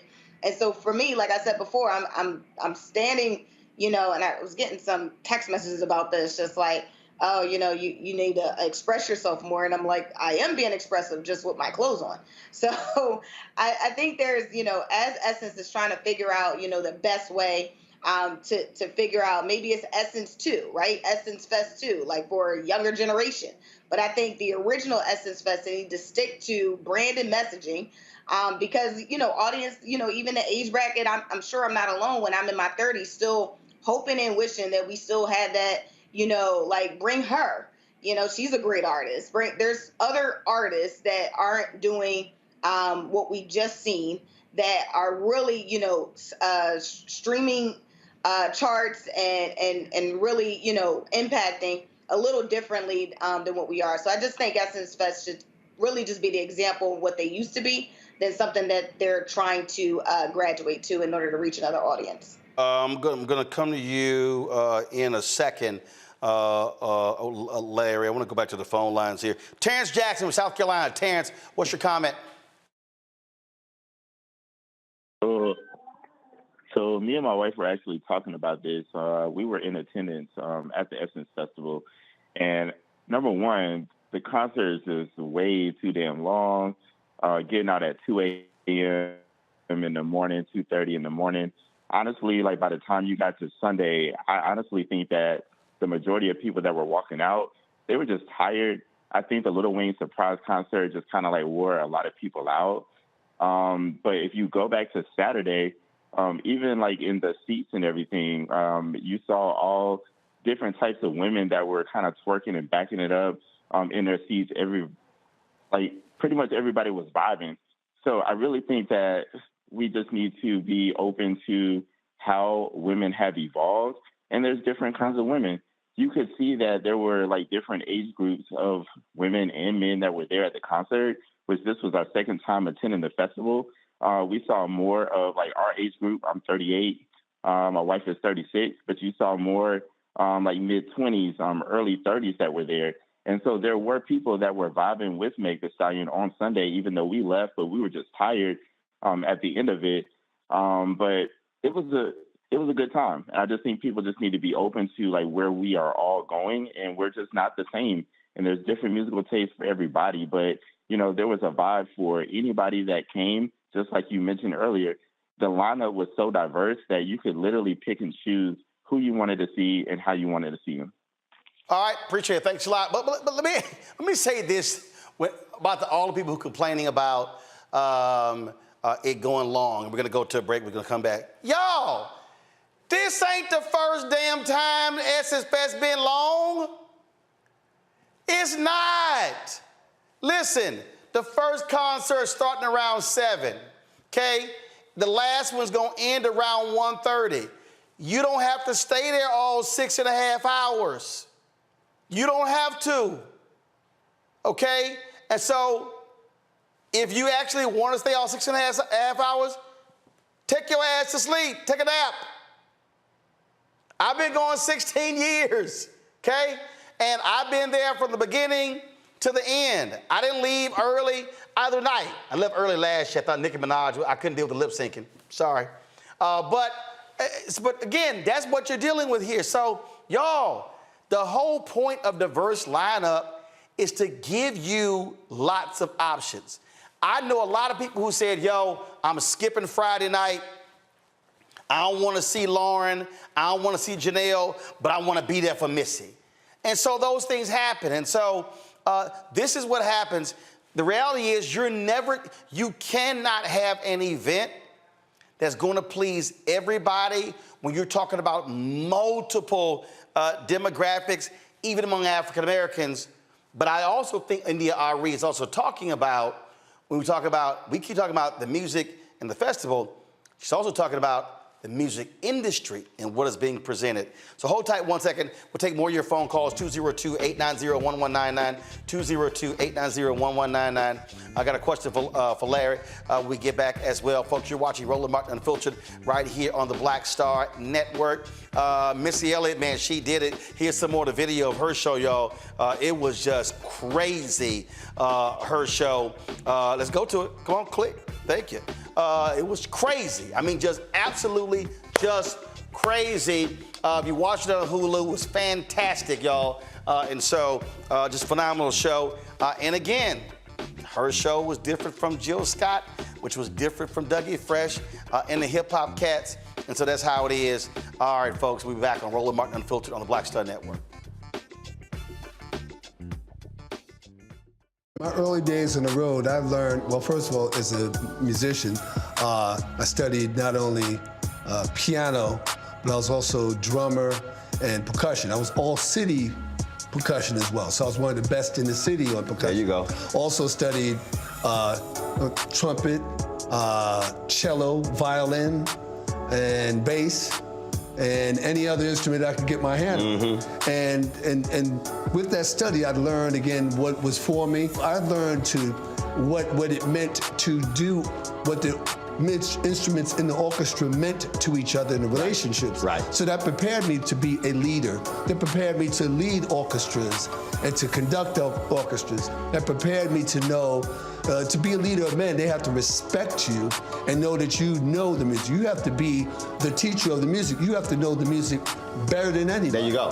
Right, so you can't walk in unprepared.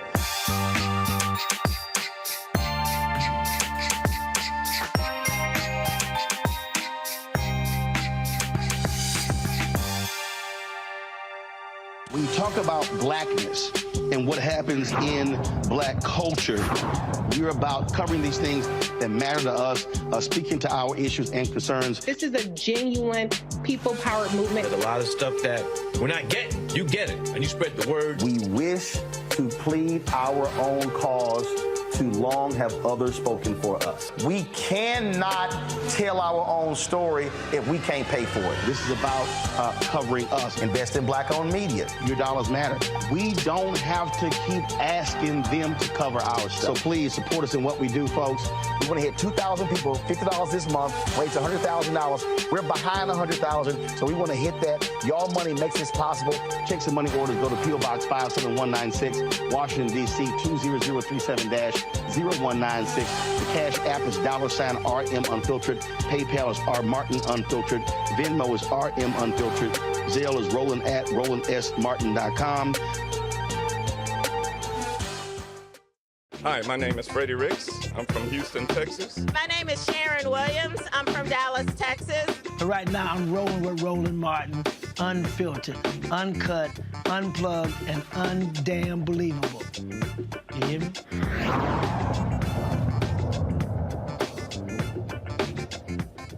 All right, welcome back to Roland Martin Unfiltered. All right, y'all, so I was telling you about, it was Mark Morial who tweeted out the original lineup. He was the mayor of New Orleans when it happened, y'all. And so, again, I just want to put, for the purpose of the context, I'm going to go to Larry, then go to the phone calls. This was the original lineup. Are y'all seeing it? This was the original lineup at the first Essence Festival 29 years ago. This was it right here.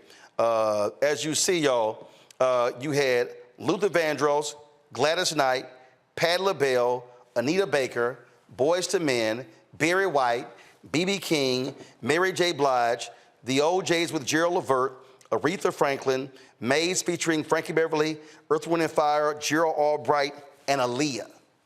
So, Larry, looking at that, Aaliyah was the youngest person performing.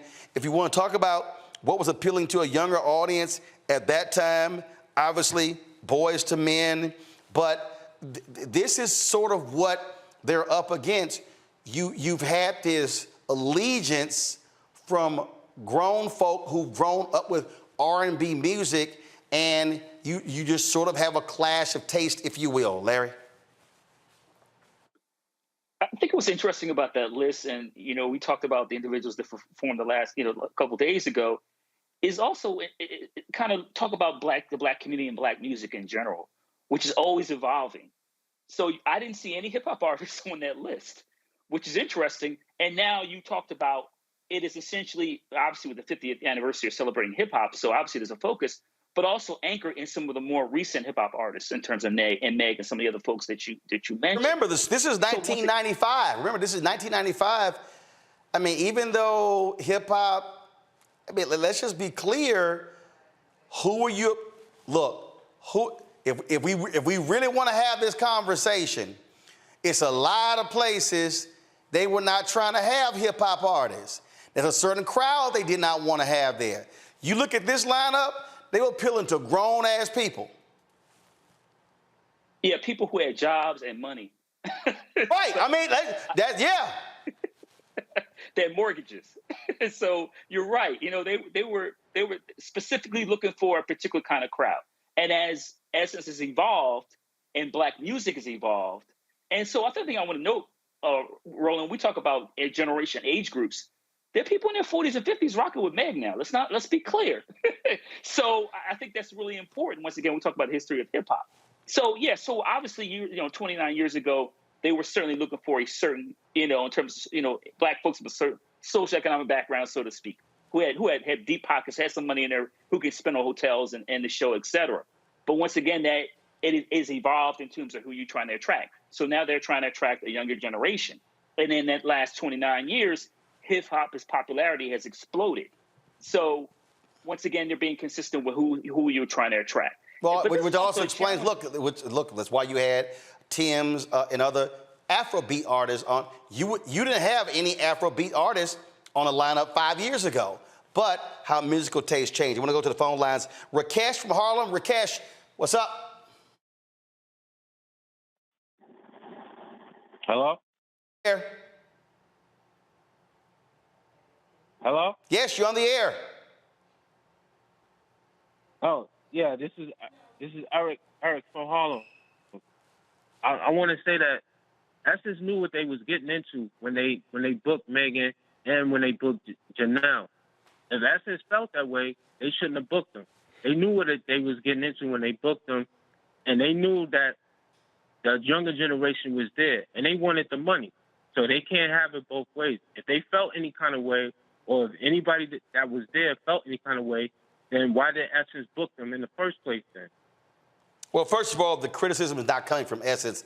It's coming from attendees and also the comments from India, Arie. But I get your point. We surely appreciate it. Thank you so very much. Marquez Gutner from Dallas. Marquez, you're on Roland Martin Unfiltered on the Black Star Network. How you doing? How you doing, Roland? Doing great. My thought is the line. It seems like year after year, they keep pushing the line. So what's going to happen when some young brother is up there on stage and he pulls out something that is not expected to be pulled out? It seems like that's where. Like hold up. Like what? A joint? Because guess what? Lil Wayne, his performance. No. He lit up he lit up on stage. Right. Well, I'm not talking about a job. I'm talking about the sexual orifice. I got it. Well, guess what? Guess what? Janelle Monae showed her areola. Lil Wayne performed with his shirt off.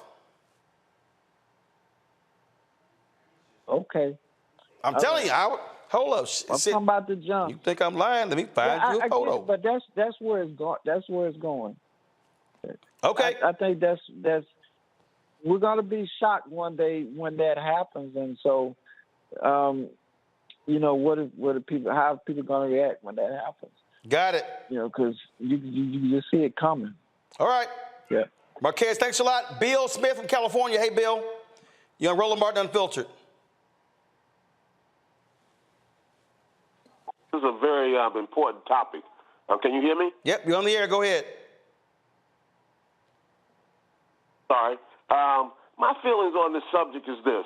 I don't think I think Arie is absolutely correct. This is not for everybody.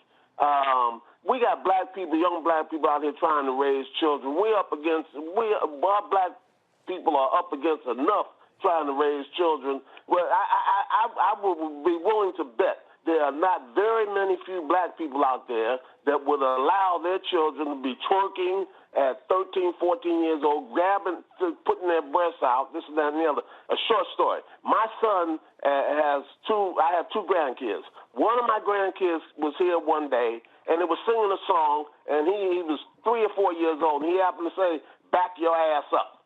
My grandson turned around and wanted to jump all over him. I said, whoa, time out. Where did he get that from? You're the one playing the music. You know, so, I mean, I'm not against this. They could have this, but there should be a time and a place for everything. They should announce, this is going to be a hip-hop show tonight. This is going to be this tonight. And so parents say, oh, no, we're not going to the hip-hop show. Then the kids come home, they want to sneak on their phones and watch this crap and so forth and so on. It's not good. Thank you very much for allowing me to express my opinion. Appreciate it. All right, thanks a bunch. Go to my iPad. This is Lil Wayne performing with no shirt on. So just want to let y'all know he was showing his areola as well. Rob Jennings from Benton Harbor, Michigan. Rob, you're on Roland Martin Unfiltered. What's up? All right. We got a couple of calls up I want to go to. I mean, look, the thing you said, Nyambe, is very clear. I mean, literally in the history of music, there have always been there's been this discussion. Hell, gospel music. There were folk who said, Thomas Dorsey, what are you doing? And then when the Winans did their music, what are you doing? When the Clark Sisters hit song was a club hit during the disco era, folks said sacrilegious. You've had that.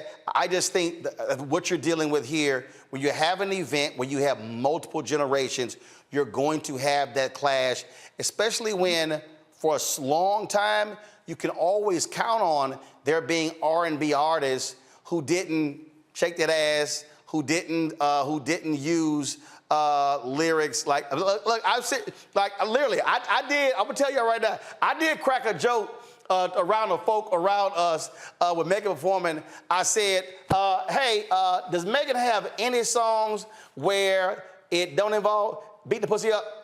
Yes, I said that. Because that's like literally, we were sitting there and I was cracking up laughing. I was kind of like, do all the lyrics sound the same? And the folk, we were all cracking up laughing. But that's literally her style, who she appeals to. Her songs are not like a multiple range of Beyonce. That's not her lane. It's not. But I also think, look, I think it's interesting that people clutch their pearls over rappers in particular because they are very explicit R&B songs. They sound different to the ear, perhaps even nicer. But they don't use the explicit language. But when Aaliyah says age ain't nothing but a number, throwing down ain't nothing but a thing, what was that about? Because the 95 Aaliyah was married to a Robert Kelly who was an adult man. Yeah. So we can talk about, I'm just saying, there are ranges of things that we can discuss. Yes. We can kind of opine about a time when it was kinder and gentler. But the music of 1995 was still very sexual. I remember listening to Doggy Style in my mother's car, getting in trouble because of the lyrics of Snoop songs. So I just think we have a long-standing discussion that comes up year after year. But in this event in particular, I think people do feel a certain kind of ownership around it and feel like there should be borders, right? That this is an uplifting women empowerment event and these people don't fit. But I think while we're doing that and pointing our fingers, we have to be very careful not to reify these same stereotypes and to do the good woman, bad woman thing. I don't think that's helpful either. And I don't like the language that people are using to talk about these people because one, neither Meg Thee Stallion or Janelle Monae are children. They don't make music for children. And I think the last caller was just right, which is if children are hearing these things, then we need to talk to parents about them. But I was a kid too. We're all going to listen. I listened to dirty Millie Jackson records when I was a kid. I didn't have any business listening to. So kids will find a way. Nonetheless, you know, this sort of hand-wringing about the children, all that always comes up over and over and over again. But again, the lineup was announced in advance. People knew who were going to be there. People had an opportunity to listen to their music in advance and say, I don't want to participate in this. This is not my crowd. I'm going to go to Missy or I'm going to go see Dougie Fresh, but the rest of it, I'm going to leave. I just think this is a hard thing to do. Because like you said, you have people who've been going for the last 30 years. You have people who do feel ownership about what this ought to be, right? What this should look like, how women should present themselves. And I just think it's going to be a tussle. Diambe, one of the YouTube folks said Aaliyah was singing "Agent Nothing But a Number" in some big ass baggy clothes. Larry, what's your comment? Larry, what's your comment? Even a little bit funny. Larry, what's your comment? A full-grown hold on. You said that. I'm just reading what the comment was. Larry, your comment. This is an ongoing, like Dr. Carter talked about, this is an ongoing topic in the Black community about what's appropriate, what's not appropriate. Also want to highlight, we talked about, you talked about Luke a little earlier. I'm also old enough to remember Two Live Crew and how they used to set it off in their concerts. And then, obviously them being arrested and challenges they faced their concerts throughout the But I don't think they ever were on the Essence stage. Oh no, they didn't mess. No, they weren't gonna make it on. But see that. But again, no.